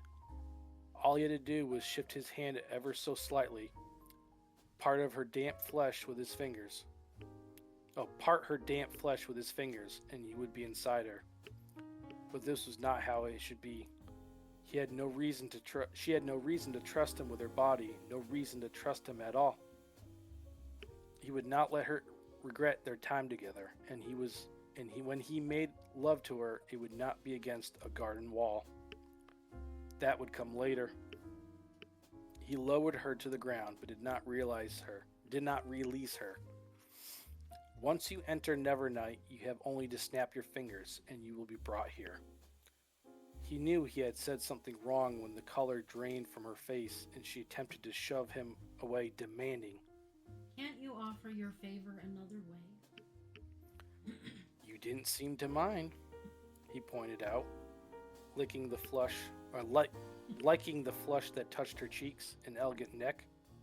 He wanted to tell her she should not be embarrassed, but when she touched her lips with shaking fingers, he lost his train of thought. "I should go."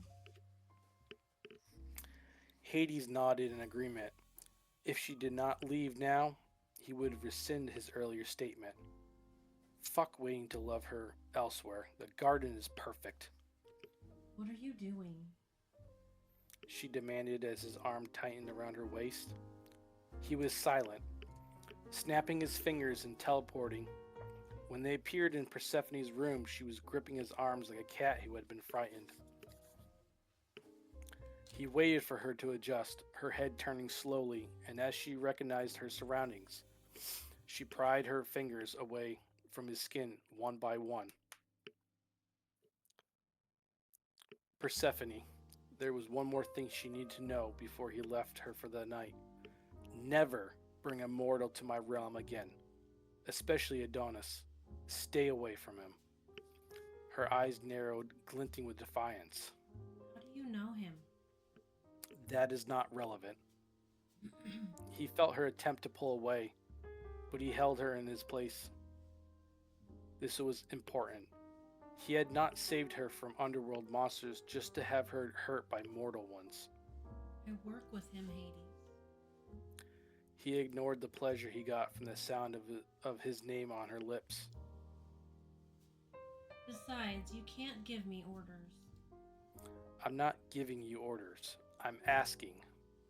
Asking implies there's a choice. His grip increased, and he leaned over her, nearly bending her backwards, so their faces were inches apart.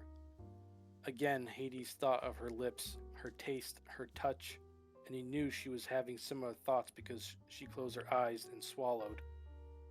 He spoke in the silence between them. You have a choice, but if you choose him, I will fetch you and I might not let you leave the underworld. Her eyes flew open. You wouldn't. She hissed. Hades chuckled, his breath caressing her lips as he spoke. Oh, darling, you don't know what I'm capable of. Then he vanished like smoke fading to the sky. Chapter 11. A Game for a God.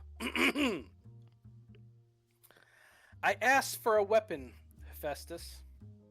Hades stared at the small, octagon-shaped box the god of fire held out to him. Whew. Sorry, the beer burp. Hi, Lula.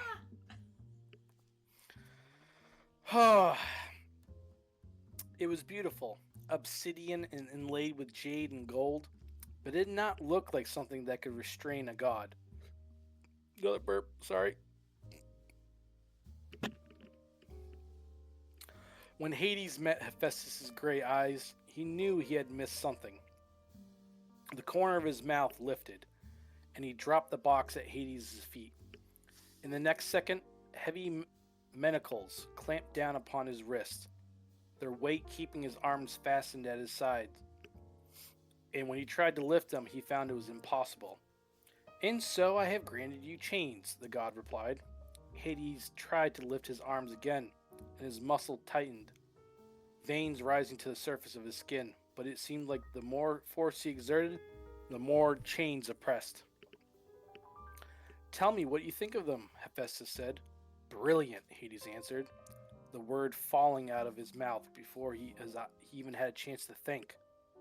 And he remembered that he requested of the god of fire a weapon that could subdue violence and encourage truth. Hades smiled despite feeling like a lab rat. Hephaestus' ability to create and innovate never ceased to impress. This is a dangerous weapon, Hades said. But when he looked at Hephaestus, he knew something else was on the god's mind. His eyes were steely and menacing. Hades stiffened.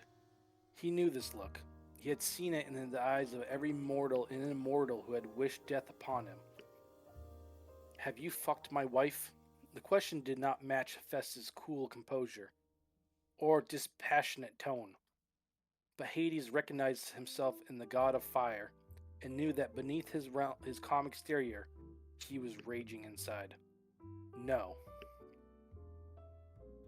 It left the rose ton.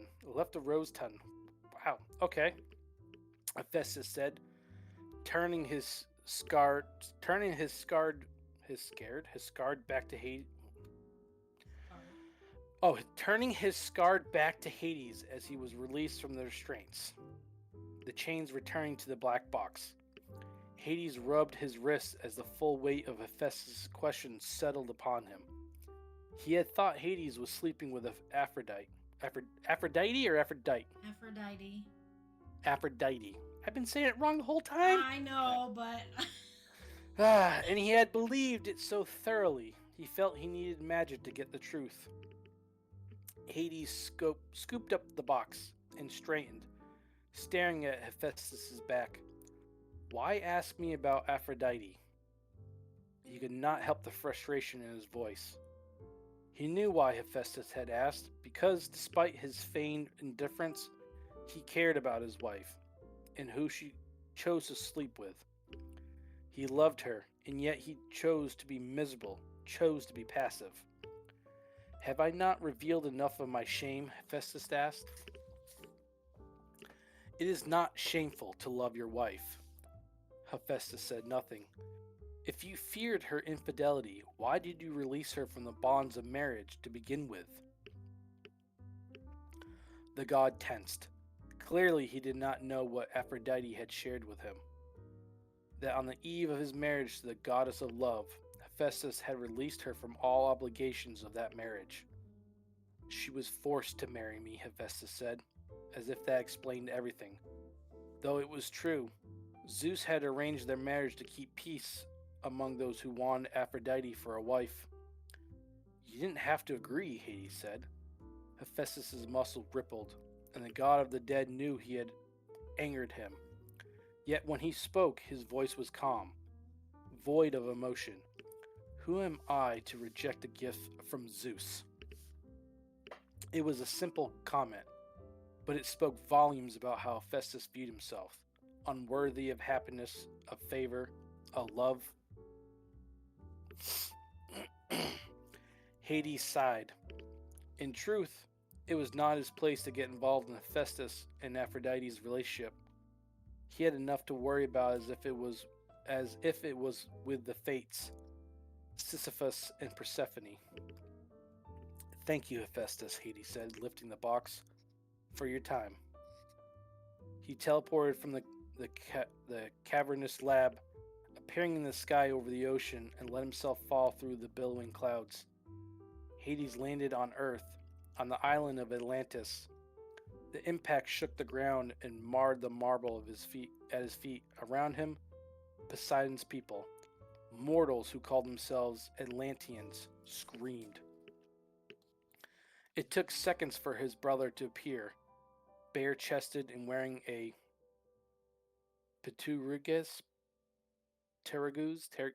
Good lord. A decorative shirt made of leather strips. Gold cuffed his forearms. His wavy and blonde hair was crowned with gold spears. Blah. And two large spiral Markahard horns jutted from the top of his head. The god of the sea looked like he was prepared for battle, which was fair. Hades only ever visited when he had a score to settle, and this time was no different. Brother, Poseidon offered a curt nod. Poseidon, Hades said. There was a moment of tense silence before Hades asked, "Where is Sisyphus?" Sisyphus? Syphilis. Poseidon smirked. Not one for pleasantries, are you, Hades? Hades tilted his head to the side, and as he did, a great marble statue of Poseidon cracked and split. As the pieces crashed to the ground, more of Poseidon's cult, who had stopped to stare, ran for cover, screaming. "Stop destroying my island!" Poseidon commanded. "Where is Sisyphus?" Hades demanded again. His brother's eyes narrowed, and he chuckled. "What did he do? Tell me it was good." Hades' anger was acute, and for the first time since he had asked Hephaestus for a weapon to contain Poseidon's fury, he realized it was just as much meant for him as it was for his brother. Tired of wasting time, Hades tossed the box at Poseidon's feet, and the next second, the god of the sea found himself ensnared in chains. For a few seconds, Poseidon blinked in shock at the metal around his wrist.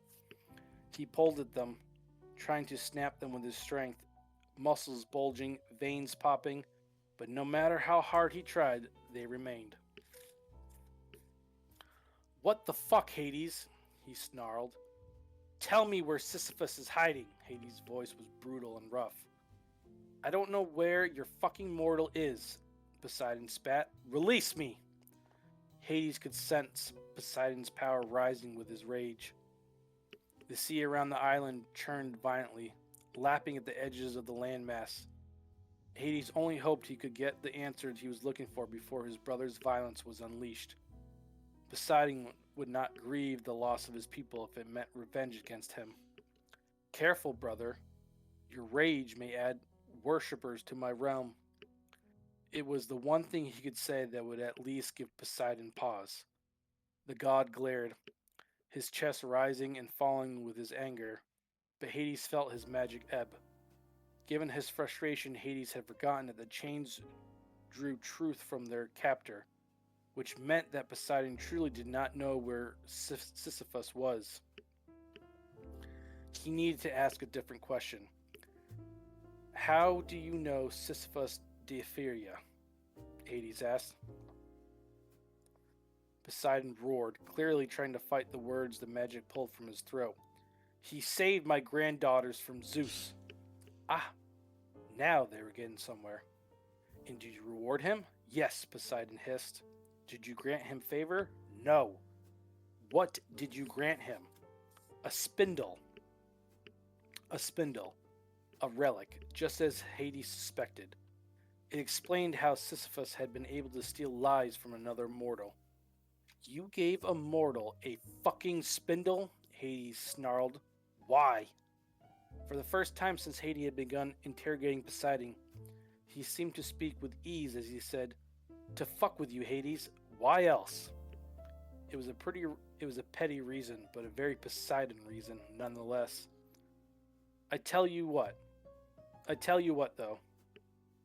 I'll make a deal with you, Poseidon said. A bargain, as you call it. Those are brave words coming from someone who has no power to fight the magic holding him captive, Hades observed. I'll help you find Sisyphus.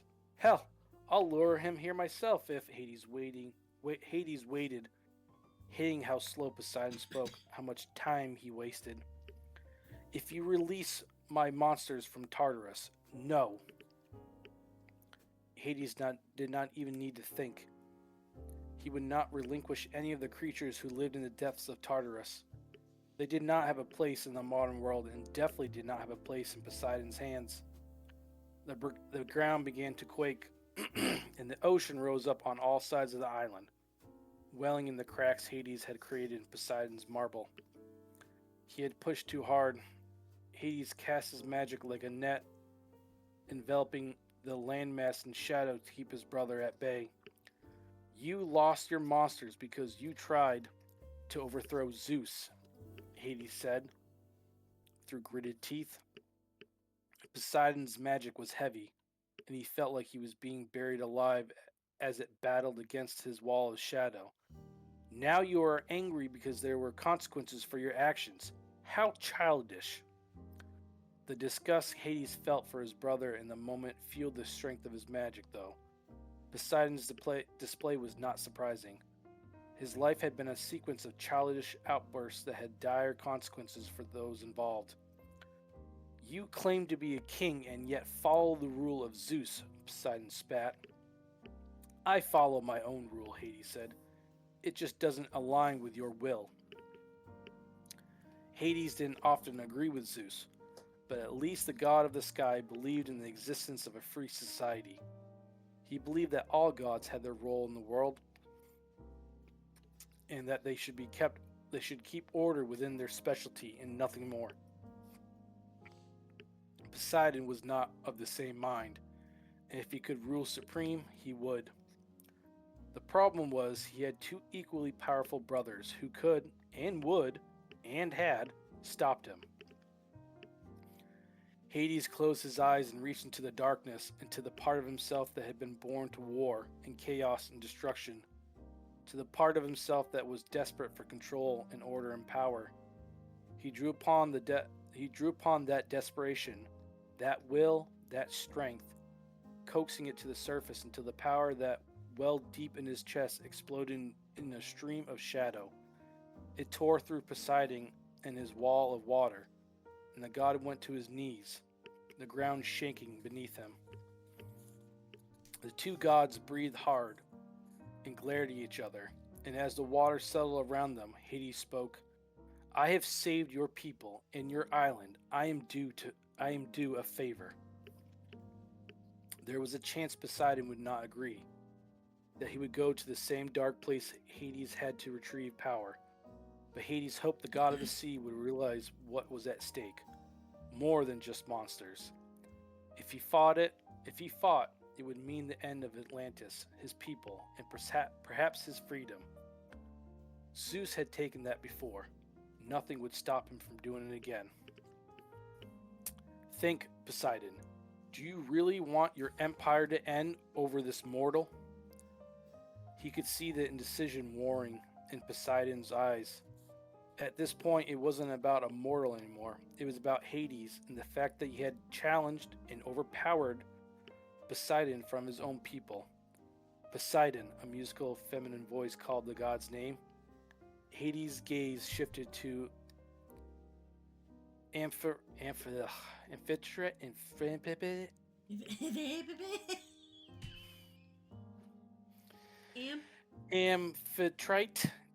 Amphitrite? Sure, Amphitrite. Poseidon's wife. Her eyes were large and round and the color of peridot. They were eerie to behold and set in a delicate face. Long ginger hair shrouded her curvy body like a cape. She was beautiful and deeply in love with her husband, despite his infidelity.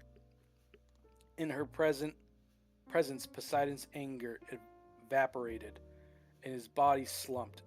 Hades watched as Amphitrite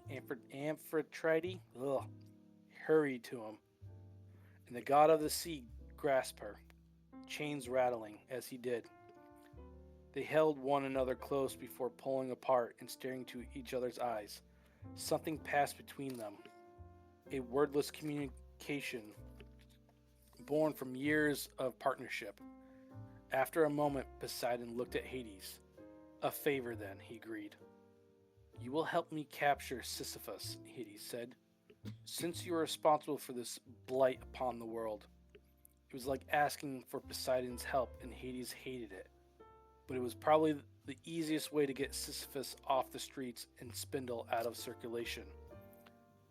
Iniquity, Hades said. Tomorrow at midnight. Sisyphus will not come within a mile of your territory, Poseidon said. And not that quickly, especially after your gross display of power. It will be a few days, and it will be in my territory. Hades did not like the idea of meeting on Poseidon's turf. It meant that he had more at his disposal, both in power and people. But the god of the sea was right. It was best to meet in a place that would not draw suspicion from Sisyphus. Fine, Hades said. Eleftheros-tun. As Hades spoke the words, Poseidon was released from his chains. Amphitrite helped the burly god to his feet, which was almost comical considering she was half his size. Poseidon drew her close, his large hands nearly spanning her waist, and kissed her. Hades averted his eyes, confused by the display of affection. If his brother loved his wife so much, why did he pursue other women? They seemed lost in each other for a moment, Poseidon's anger towards his brother momentarily forgotten. Hades used his magic to reclaim the small black box Hephaestus had given him. There was no way he would let something so useful and so powerful slip through his hands. As the box came to land in Hades' palm, Amphitrite looked at him. Amphitrite looked at him. She might be his sister-in-law, but he knew very little about her, save that she could calm the seas in Poseidon. But right now, Hades felt her fury. I think it is time you left, Lord Hades, she said. The corner of his mouth tipped, and he nodded before vanishing. Chapter 8. A garden in the underworld. Alexa sat across from Persephone outside the Yellow Daffodil. They walked to the bistro from their apartment to have breakfast before they went to their separate ways. Persephone to the Library of Artemis, and Lexa to Teleria Stadium to meet Adonis and his friends for the day of trials. Stay away from him, Hades' voice echoed in Persephone's head, as if his mouth were against her ear and she shivered. Despite his warning, she would have gone with Lexa, but she had a god to research and a garden to plant, and a bargain to win. Still, she wondered why Hades disapproved of Adonis. Did the king of the underworld know his warning would only make her more curious? Your lips are bruised, Lexa observed. Persephone covered her mouth with her fingers. She tried to cover the discoloration with foundation and lipstick. Who did you kiss? Why do you think I kissed someone? I don't know that you kissed anyone. Maybe someone kissed you. Persephone flushed. Someone had kissed her, but not for the reasons Lexa was thinking. He was just bestowing a favor, Persephone reminded herself. He would do just about anything to ensure you don't disturb him again. That included offering her a shortcut to his realm. She wouldn't let herself romanticize the god of the dead. Hades is the enemy. He is your enemy. He tricked you into a contract and challenged you to use powers you don't have. He will imprison you if you fail to create life in the underworld. I'm just guessing since you left the apartment at 10 last night and didn't come home until like 5 this morning. How did you know that? Lexa smiled, but Persephone could tell her friend was a little hurt by her sneakiness. I guess we both have secrets. I was up talking to Adonis. I heard you come in. What she'd heard was Persephone tiptoeing into the kitchen for water after Hades had teleported her to her bedroom. But she didn't correct her. Instead, she focused on the part of Lexa's reply that was news to her. Oh, you and Adonis are talking? It was Lexa's turn to blush, and Persephone was glad she could redirect this conversation, even if she wasn't sure how to feel about her best friend dating her coworker. Plus, she had yet to figure out why Hades disliked him. Was it simply that she had brought him to Nevernight, or something else? It doesn't mean anything, Lexa said. Persephone knew she was just trying to keep her expectations low. It had been a long time since she'd been interested in someone. She'd fallen hard and fast for her first college boyfriend, a wrestler named Alec. A man who was incredibly handsome and charming, until he wasn't. What Lexa had at first thought was protectiveness soon become controlling. Things escalated until one night he yelled at her for going out with Persephone and accused her of cheating on him. At that point, she decided things had to end. It was only after things ended that Lexa learned Alec hadn't been faithful to her at all. The whole thing had broken her heart, and there was a time when Persephone wasn't sure Lexa would ever recover. We were making plans for today and just kept talking, Lexa continued. He's so interesting. He's interesting? Persephone laughed. You're interesting. Fashionista, witch, tattoos. What more could a guy want? Lexa rolled her eyes and promptly ignored her compliment. Did you know he was adopted? That's why he became a journalist. He wants to find his biological parents. Persephone shook her head. She didn't know anything about Adonis, except he worked for New Athens News and had regular access to Nevernight, which was ironic considering Hades really didn't seem to like him. I can't imagine what that's like, Lexa said absently, to exist in the world without knowing who you are. She couldn't know how painful her words were. The bargain Hades had forced upon Persephone had reminded her just how much she didn't belong. Once Lexa left for the trials, Persephone took a coffee to go and headed to the Library of Artemis, and the sanctuary of its beautiful reading rooms named after the 9 Greek muses.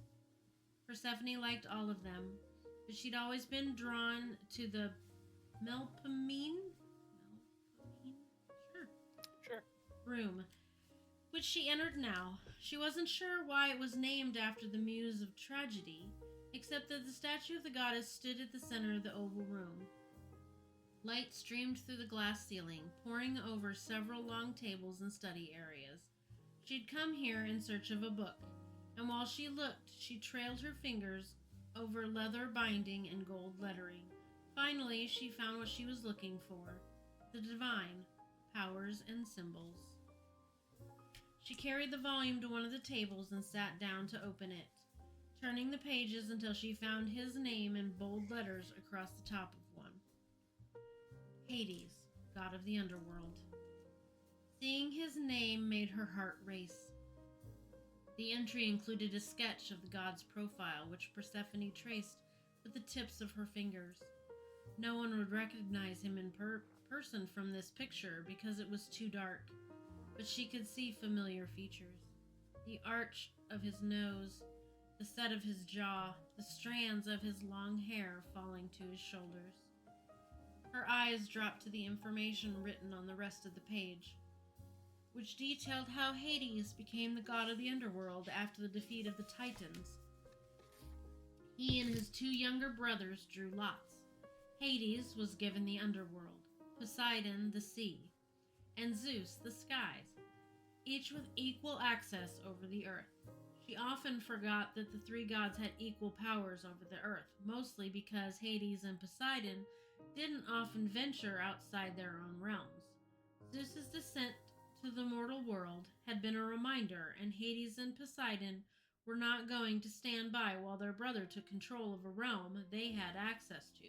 Still, Persephone hadn't considered what that meant for Hades' powers. Did he share some of his mother's abilities to call forth storms and famine? She continued reading until she came to a list of Hades' powers. Her eyes widened as she read it, and she couldn't tell if she was more afraid or awed by him. Hades has many powers, but his primary and most powerful abilities are necromancy, including reincarnation, resurrection, transmigration, death sense, and soul removal. Because of his ownership of the earthly realm, he can also manipulate Earth and its elements, and has the ability to draw precious metals and jewels from the ground. Rich one indeed. Additionally, powers include charm, the ability to sway mortals and lesser gods to his will, as well as invisibility. Invisibility? That made Persephone very nervous. She was going to have to withdraw a promise from the god that he would never use that power with her. She turned the page and found information on Hades' symbols in the underworld. The narcissus is sacred to the Lord of the Dead. The flower, often in colors of white, yellow, and orange, has a short, cup-shaped corona and grows in abundance in the underworld. It is a symbol of rebirth. It is said Hades chose the flower to give the souls hope of what is to come when they are reincarnated. Persephone sat back in her chair. This god did not seem like the one she'd met a few days ago. That god dangled hope before mortals in the form of riches. That god made a game out of pain. That one described in this passage sounded compassionate and kind. She wondered what had happened in the same time. She wondered what had happened in the time since Hades had chosen his symbol. I have had success, he'd said. But what did that mean? Persephone decided she had more questions for Hades. When she finished reading the passage on the underworld, Persephone made a list of the flowers mentioned in the text. Asphodel, aconite, polyanthus, narcissus, and then found a book on plant varieties that she used to take careful notes, making sure to include how to care for each flower and tree. She grimaced when the instructions called for direct sunlight. Would Hades' muted sky be enough? If she were her mother, the light wouldn't matter. She could make a rose grow in a snowstorm. Then again, if she was her mother, a garden would already be growing in the underworld. When Persephone finished, she took her list to the flower shop and asked for seeds. When the clerk, an older man with wild, wispy hair and a long white beard, came to the narcissus, he looked up at her and said, "We do not carry his symbol here." "Why not?"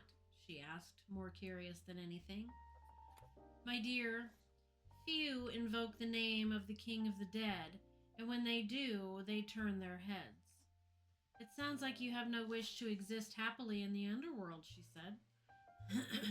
The shopkeeper paled, and Persephone left with a few extra flowers, a pair of gloves, a watering can, and a small shovel.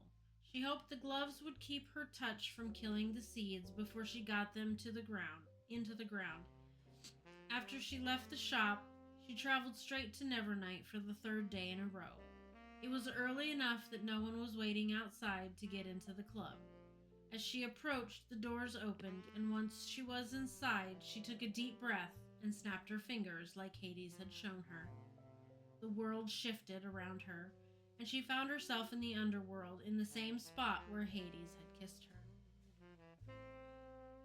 Her head spun for a few moments. She'd never teleported on her own, always using borrowed magic. This time it was Hades' magic that clung to her skin. Unfamiliar, but not unpleasant. Lingering on her tongue, smooth and rich like his, she flushed at the memory and then quickly turned her attention to the barren land at her feet.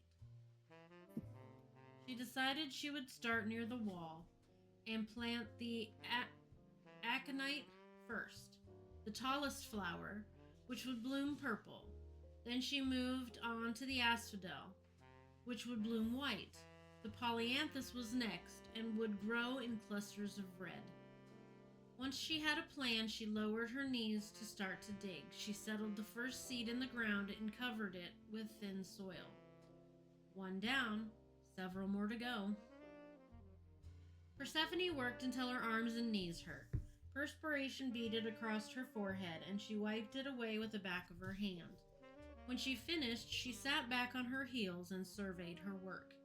She couldn't quite describe how she felt, staring at the grayish plot, except that something dark and uneasy edged its way into her thoughts. What if she couldn't do this? What if she failed to meet the terms of the contract? Would she really be stuck here in the underworld forever? Would her mother, a powerful goddess in her own right, fight for her freedom when she discovered what Persephone had done? She pushed those thoughts aside. This was going to work. She might not be able to grow a garden with magic, but nothing was preventing her from trying it the mortal way, except her deadly touch. She would have to wait a few weeks to find out if the gloves had worked. She picked up the watering can and looked around for a place to fill it. Her gaze fell on the garden wall. It might give her enough height to locate a fountain or a river. Excuse me. She stepped carefully so not to disturb her freshly planted seeds and managed to scale the wall. Like everything else Haiti owned, it was obsidian and almost resembled a vicious volcanic eruption. She navigated the rough edges carefully, only falling once, but caught herself cutting her palm. She hissed at the stab of pain, closing her fingers on sticky blood, and finally made it to the top of the wall. Oh! Persephone had glimpsed the underworld yesterday, and yet it still managed to surprise her. Beyond the wall was a field of tall green grass stretching on for what seemed like miles before ending in a forest of cypress trees. Cutting through the lengthy grass was a wide and rushing river. From the distance, she couldn't quite make out the color of the water, but she knew it wasn't black like the river Styx. There were several rivers in the underworld, but she was too unfamiliar with its geography to even guess which one might be in the field beyond. Still, it didn't really matter. Water was water.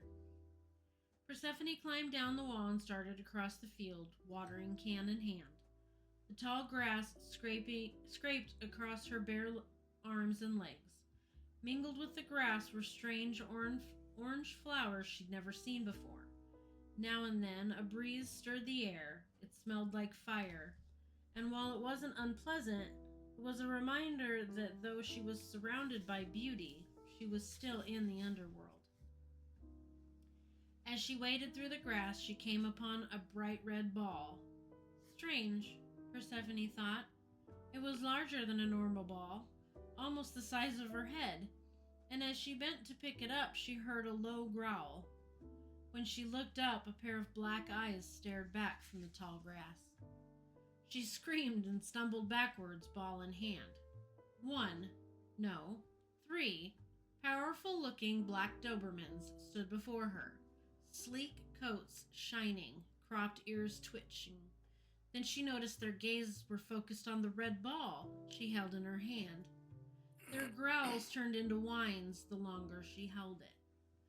Oh, she glanced down at the ball. You want to play fetch. The 3 dogs sat tall, tongues lolling out of their mouths. Persephone threw the ball and all 3 bolted. She laughed as she watched them fall over each other, racing to claim it. It wasn't long before they returned the ball in the jaws of the one in the center. The dog dropped it at her feet, and the 3 sat back obediently, waiting for her to throw it again. She wondered who had trained them. She tossed the ball again and continued until she reached the river. Unlike the Styx, the water here was clear and ran over rocks that looked like moonstones. It was beautiful, but as she moved to draw water, a hand clamped down on her shoulder and drew her back. No! Persephone fell and looked up into the face of a goddess. Do not draw water from the leaf? The goddess added. Despite the command, her voice was warm. She had long black hair, half of it pulled back, and the rest fell over her shoulders, past her waist. She dressed in ancient clothing, a crimson peplos and a black cloak. A set of short black horns protruded from her temples, and she wore a gold crown. She had beautiful but stern features, arched brows accentuating almond-shaped eyes set in a square face. Behind her, the 3 Dobermans sat, tails wagging. You're a goddess, Persephone said, getting to her feet, and the woman smiled. Hecate, she said, and bowed her head. Persephone knew a lot about Hecate because of Lexa. She was the goddess of witchcraft and magic. She was also one of the few goddesses Demeter actually admired. Maybe that had something to do with the fact that she wasn't an Olympian. In any case, Hecate was known as a protector of women and the oppressed, a nurturer in her own way, even though she preferred solitude. I'm Persephone, she said, smiling. I've been waiting to meet you. You have? Oh, yes, Hecate's laugh seemed to make her glow. Since you fell into the Styx and had Lord Hades in an uproar. Persephone blushed. I'm sorry I scared you, but as I am sure you've learned, the rivers of the underworld are dangerous, even to a goddess, Hecate explained. The Lethe will steal your memories. Hades should have told you that. I will scold him later. Persephone laughed at the thought of Hecate scolding Hades. Can I watch? Oh, I would only think to reprimand him in front of you, my dear. They smiled at each other, and Persephone said, but do you happen to know where I might find some water? I just planted a garden. Come, Hecate said, and she turned. She picked up the red ball and threw it. The 3 dogs took off through the grass. I see you have met Hades' dogs. They're really his? Oh, yes. He loves animals. He has the 3 dogs, Cerberus, Typhon, and Orthus. And 4 horses, Orf. Yep. Orf. Yep. Orphanaeus. Sure. Atheon.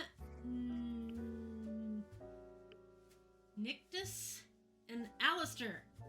That was an easy one. Yeah, the only easiest one. They wait to make that the last one. Okay. Mm-hmm.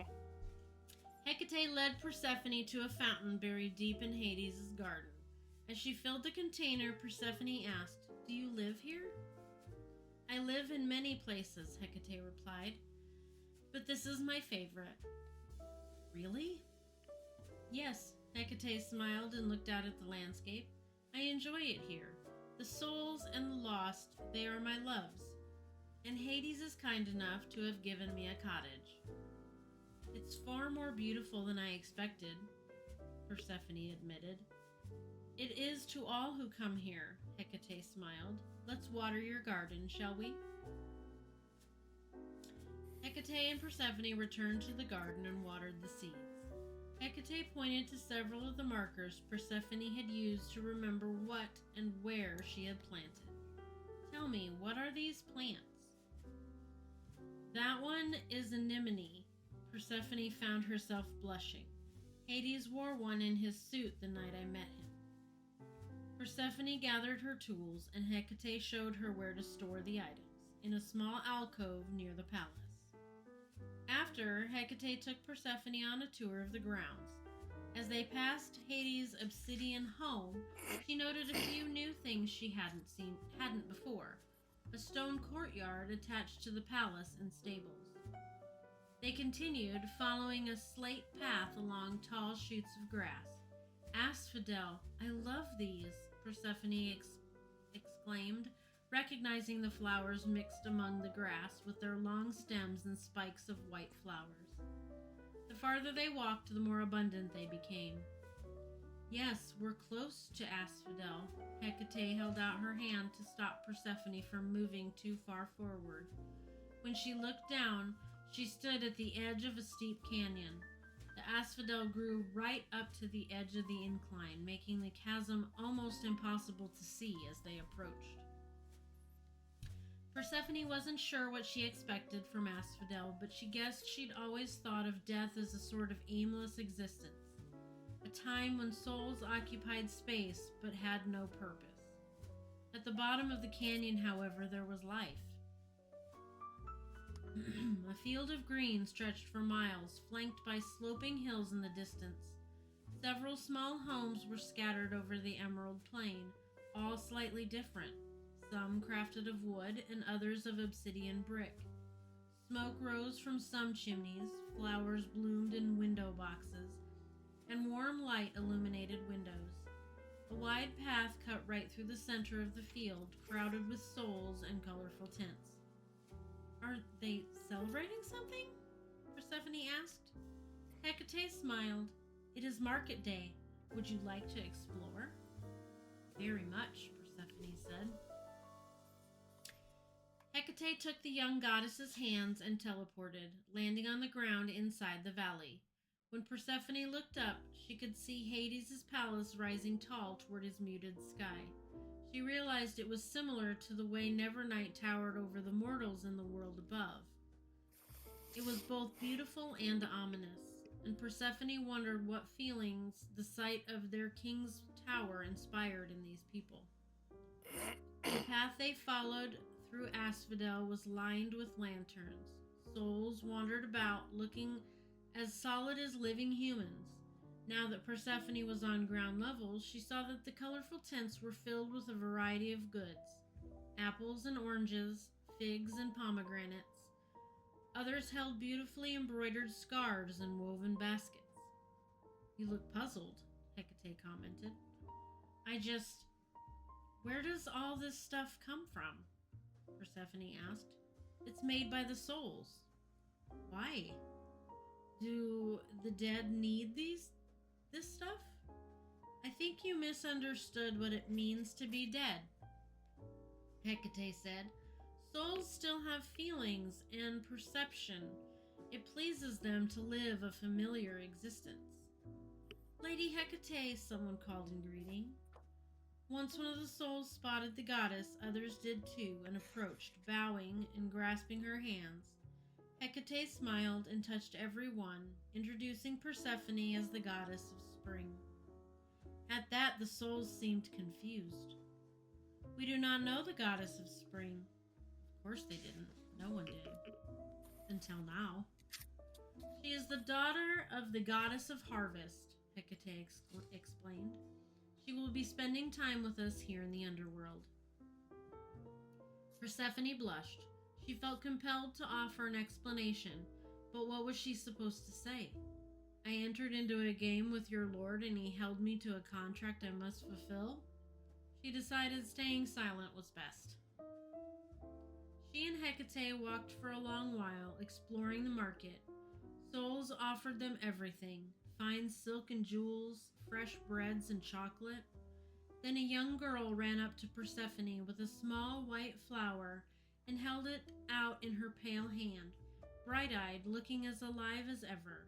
It was a strange sight, and it made Persephone's heart feel heavy. Her gaze fell to the flower, and she hesitated, knowing if she touched the petal it would shrivel. Instead, she bent and allowed the girl to thread the flower into her hair. After several more souls of all ages approached to offer flowers, by the time she and Hecate left Asphodel, a crown of flowers decorated Persephone's head, and her face hurt from smiling so much. The crown suits you, Hecate said. They're just flowers, Persephone replied. Accepting them from the souls means a lot. They continued toward the palace, and as they crested the hill, Persephone stopped short, spotting Hades in the clearing. He was shirtless, sun-kissed and chiseled, sweat glistening over his defined back and biceps. His arm was back as he prepared to throw the red ball his 3 hounds had brought her earlier. For a moment she felt panicked, like she was intruding or seeing something she wasn't meant to see. This moment of abandon when he was engaged in something so mortal. It ignited something low in her stomach, a fluttering that spread to her chest. Hades threw the ball, his strength and power evident in how impossibly far it went. The hounds bolted after it, and Hades laughed, deep and loud. The sound was warm, like his skin, and echoed in Persephone's chest. Then the god turned, and his eyes found hers immediately, as if he was drawn to her. Her eyes widened as she took him in, trailing from his broad shoulders to the deep V of his abs. He was beautiful, a work of art, carefully sculpted. When she managed to look at his face again, she found him smirking, and she quickly averted her eyes. Hecate marched forward like she wasn't even fazed by Hades' physique. You know they never behave for me after you spoil them. Hades grinned. They grow lazy under your care, Hecate. His eyes slid to Persephone. I see you have met the goddess of spring. Yes, and she is quite lucky I did. How dare you not warn her to stay away from the leaf? Hades' eyes widened, and Persephone tried not to smile at Hecate's tone. It seems I owe you an apology, Lady Persephone. Persephone wanted to tell him he owed her far more, but she couldn't make her mouth work. The way Hades looked at her took her breath away. She swallowed hard and was relieved when a horn sounded in the distance. Hecate and Hades turned in its direction. I am being summoned, she said. Summoned? Persephone echoed. Hecate smiled. The judges are in need of my advice. Persephone didn't understand, and Hecate didn't explain. My dear, call the next time you are in the underworld, she said in parting. We'll return to Asphodel. I would love that, Persephone said. Hecate vanished, leaving her alone with Hades. Why would the judges need Hecate's advice? Persephone demanded. Hades cocked his head to the side, as if he were trying to decide whether he should tell the truth. Hecate is the Lady of Tartarus, and particularly good at deciding punishments for the wicked. Persephone shivered. Where is Tartarus? I would tell you if I thought you would use knowledge to avoid it. You think I want to visit your torture chamber? He leveled his dark gaze upon her. I think you are curious and eager to prove I am the world. I am, as the world assumes, a deity to be feared. You're afraid I'll write about what I see? He chuckled. Fear is not the word, darling. She rolled her eyes. Of course, you fear nothing. Hades responded by reaching to pluck a flower from her hair. Did you enjoy Asphodel? I did. She couldn't help smiling. Everyone's been so kind. Your souls, they seem so happy. You are surprised. Well, you aren't exactly known for your kindness, Persephone said, and immediately regretted the harshness of her words. Hades' jaw tightened. I'm not known for my kindness to mortals. There is a difference. Is that why you play games with their lives? His eyes narrowed, and she could feel the tension rise between them like the restless waters of the Styx. I seem to recall advising that I would answer no more of your questions. Persephone's mouth fell open. You can't be serious. As the dead. But how will I get to know you? That stupid smirk on his face returned. You want to get to know me? She averted her gaze, scowling. I'm being forced to spend time here, right? Shouldn't I get to know my jailer better? So dramatic. He said, but he was quiet for a moment, considering. Oh no, Persephone said. Hades raised a brow. What? I know that look. He raised a curious brow. What look? You get this? Look. When you know what you want. She felt ridiculous for saying it out loud. His eyes darkened and his voice lowered. Do I? Can you guess what I want? I'm not a mind reader. Pity. If you would like to ask questions, then I propose a game. No, I'm not falling for that again. No contract. No favors owed, just questions answered like you want. She lifted her chin and narrowed her eyes. Fine, but I get to pick the game.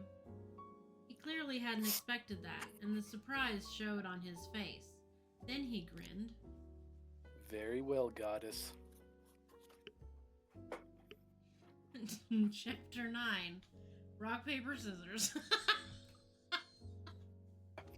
This game sounds horrible.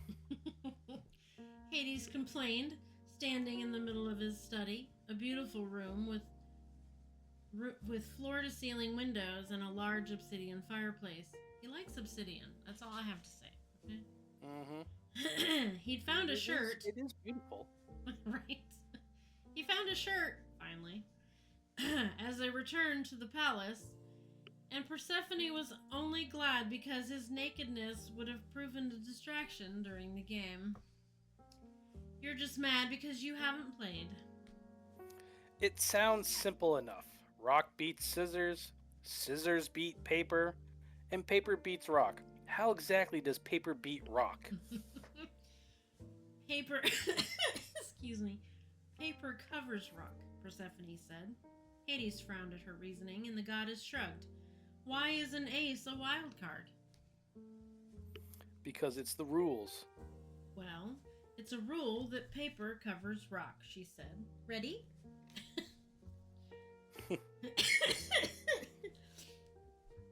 They lifted their hands, and Persephone couldn't help giggling. Witnessing the god of the dead playing rock, paper, scissors should be on every mortal's bucket list.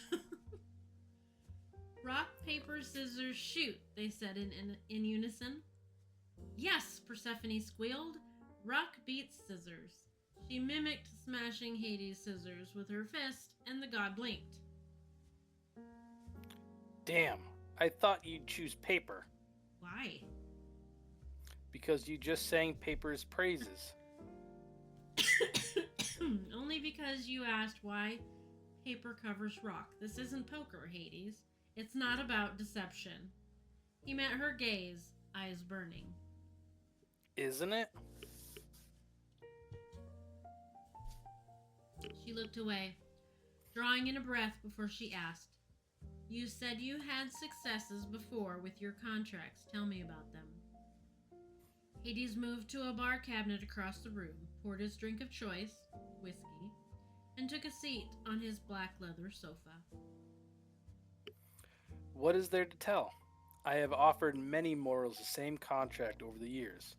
In exchange for money, fame, love, they must give up their vice. Some mortals are stronger than others and conquer their habit. Conquering a disease is not about strength, Hades. No one said anything about disease. Addiction is a disease. It cannot be cured, it must be managed.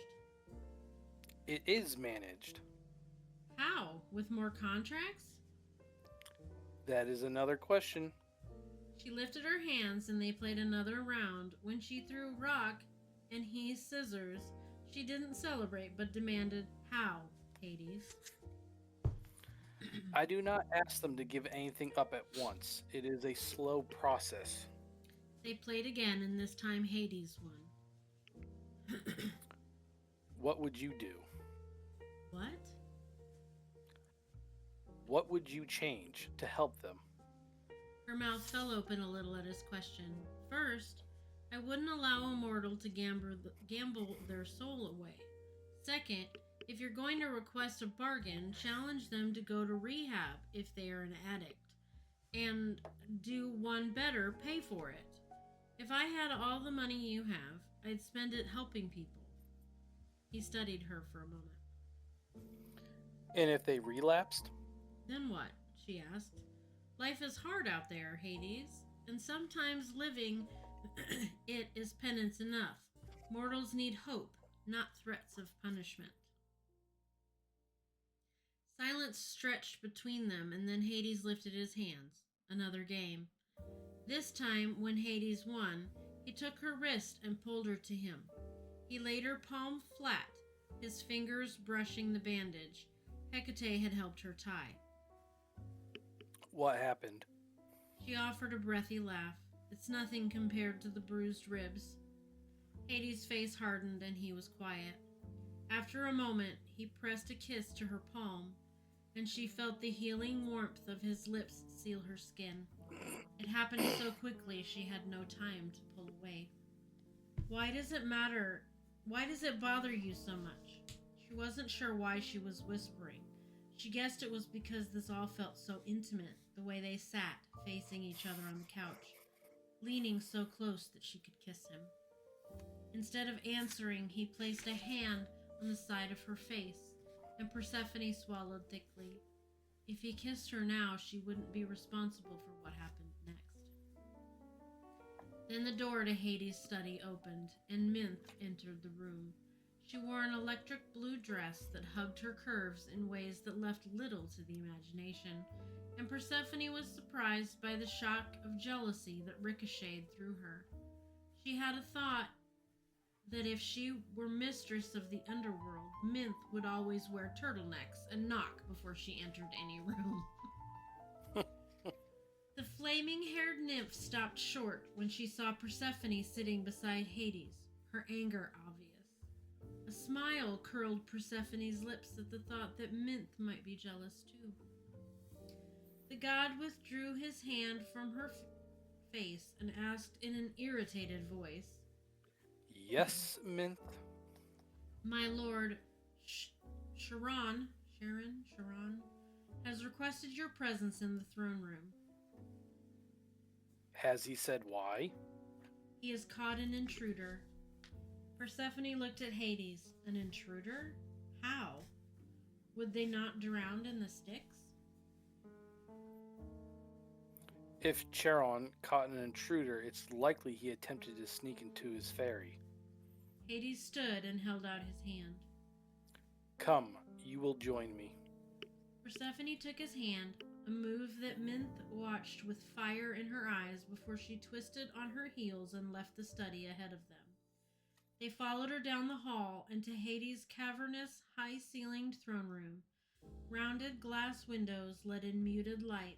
Black flags bearing images of gold narcissus flanked either side of the room, all the way to the precipice of Hades' throne. Like him, it was sculpted and looked as if it were composed of thousands of pieces of shattered, sharp obsidian. A man with umber skin stood near the precipice, draped in white and crowned with gold. Two long braids hung over his shoulders, clamped with gold. His dark eyes fell his dark eyes first fell upon Hades, then on her.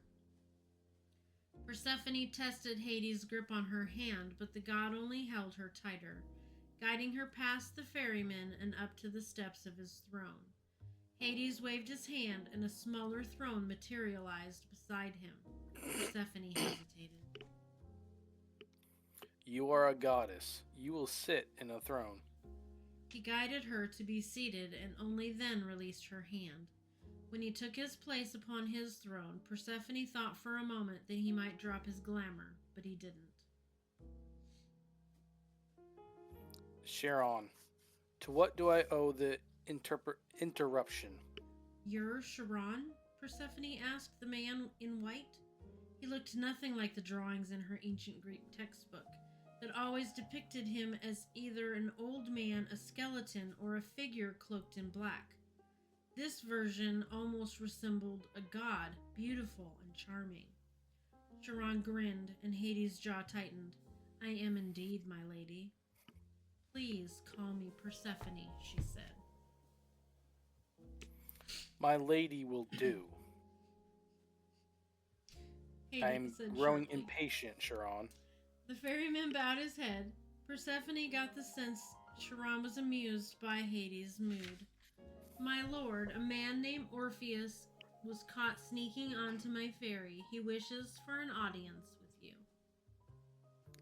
Show him in. I am eager to return to my conversation with Lady Persephone. Charon snapped his fingers, and a man appeared before them on his knees, hands tied behind his back. Persephone inhaled, surprised by the manner in which he'd been restrained. The man's curly hair was plastered to his forehead, still dripping with river water from the sticks. He looked defeated. Is he dangerous? Persephone asked. Charon looked at Hades, so Persephone did too. You can see to his soul. Is he dangerous? She asked again. She could tell by the way the veins in Hades' neck rose that he was gritting his teeth. Finally, he said, No. Then release him from those bindings.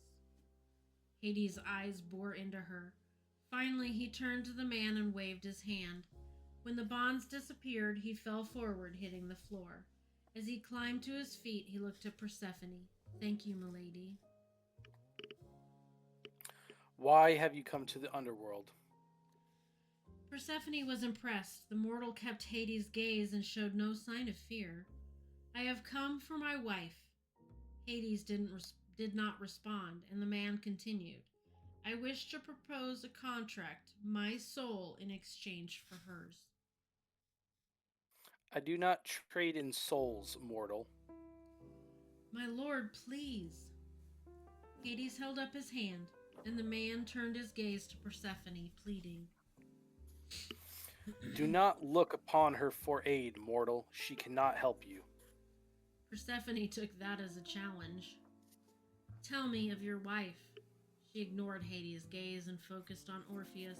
What was her name? Eurydice. She died the day after we were married. I'm sorry. How did she die? She just went to sleep and never woke up. His voice broke. You lost her so suddenly. Persephone's chest ached and her throat felt tight. She felt such sympathy for the man who stood broken before them. The fates cut her life thread. I cannot return her to the living, and I will not bargain to return souls. Persephone's fists curled. She wanted to argue with the god in that moment, before Minth and Sharon and this mortal. Was that not what he had done during the Great War? Bargained with the gods to bring back their heroes? Lord Hades, please, Orpheus choked. I love her. Something hard and cold settled in her stomach when Hades laughed, a single harsh bark. You may have loved her, mortal, but you did not come here for her. You came for yourself. Hades reclined in his throne.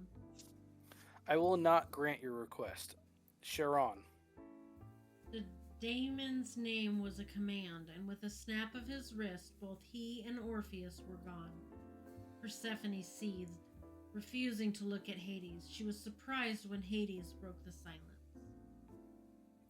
You wish to tell me to make an exception. You wish to tell me why it's not possible? She countered. His lip twitched. I cannot make an exception for one person, Persephone. Do you know how often I am petitioned to return souls from the underworld? She imagined often, but still. You barely offered him a voice. They were only married for a day, Hades. Tragic. She glared at him. Are you so heartless? They are not the first to have a sad love story, Persephone, nor will they be the last, I imagine. You've brought mortals back for less, she said. Hades looked at her. Love is a selfish reason to bring the dead back. And war isn't? Hades' eyes darkened. You speak of what you do not know, goddess. Tell me how you picked sides, Hades, she said. I didn't. Just like you didn't offer Orpheus another option. Would it have been relinquishing your control to offer him even a glance of his wife, safe and happy in the underworld? How dare you speak to Lord Hades, Minth began, but she stumbled when Persephone glared at her. She wished she had the power to turn Minth into a plant. Enough. Hades stood and Persephone followed. We are done here. Shall I choke Persephone out? Minth asked. You may call her Lady Persephone. And no, we are not finished. Minth did not take her dismissal well, but she left, her heels clicking against the marble as she went. Persephone watched her leave until she felt Hades' fingers under her chin. He lifted her eyes to his. It seems you have a lot of opinions on how I manage my realm. You showed him no compassion, she said. He stared at her for a moment but said nothing, and she wondered what he was thinking. Worse, you mocked the love he had for his wife. I questioned his love. I did not mock it. Who are you to question love? A god, Persephone. She glared at him. All of your power, and you do nothing with it but hurt. He flinched at that, and she continued, How can you be so passionate and not believe in love? Hades offered a humorless laugh. Because passion doesn't need love, darling. Persephone knew just as well as he did that lust fueled with passion they shared, and yet she was surprised and angered by his response.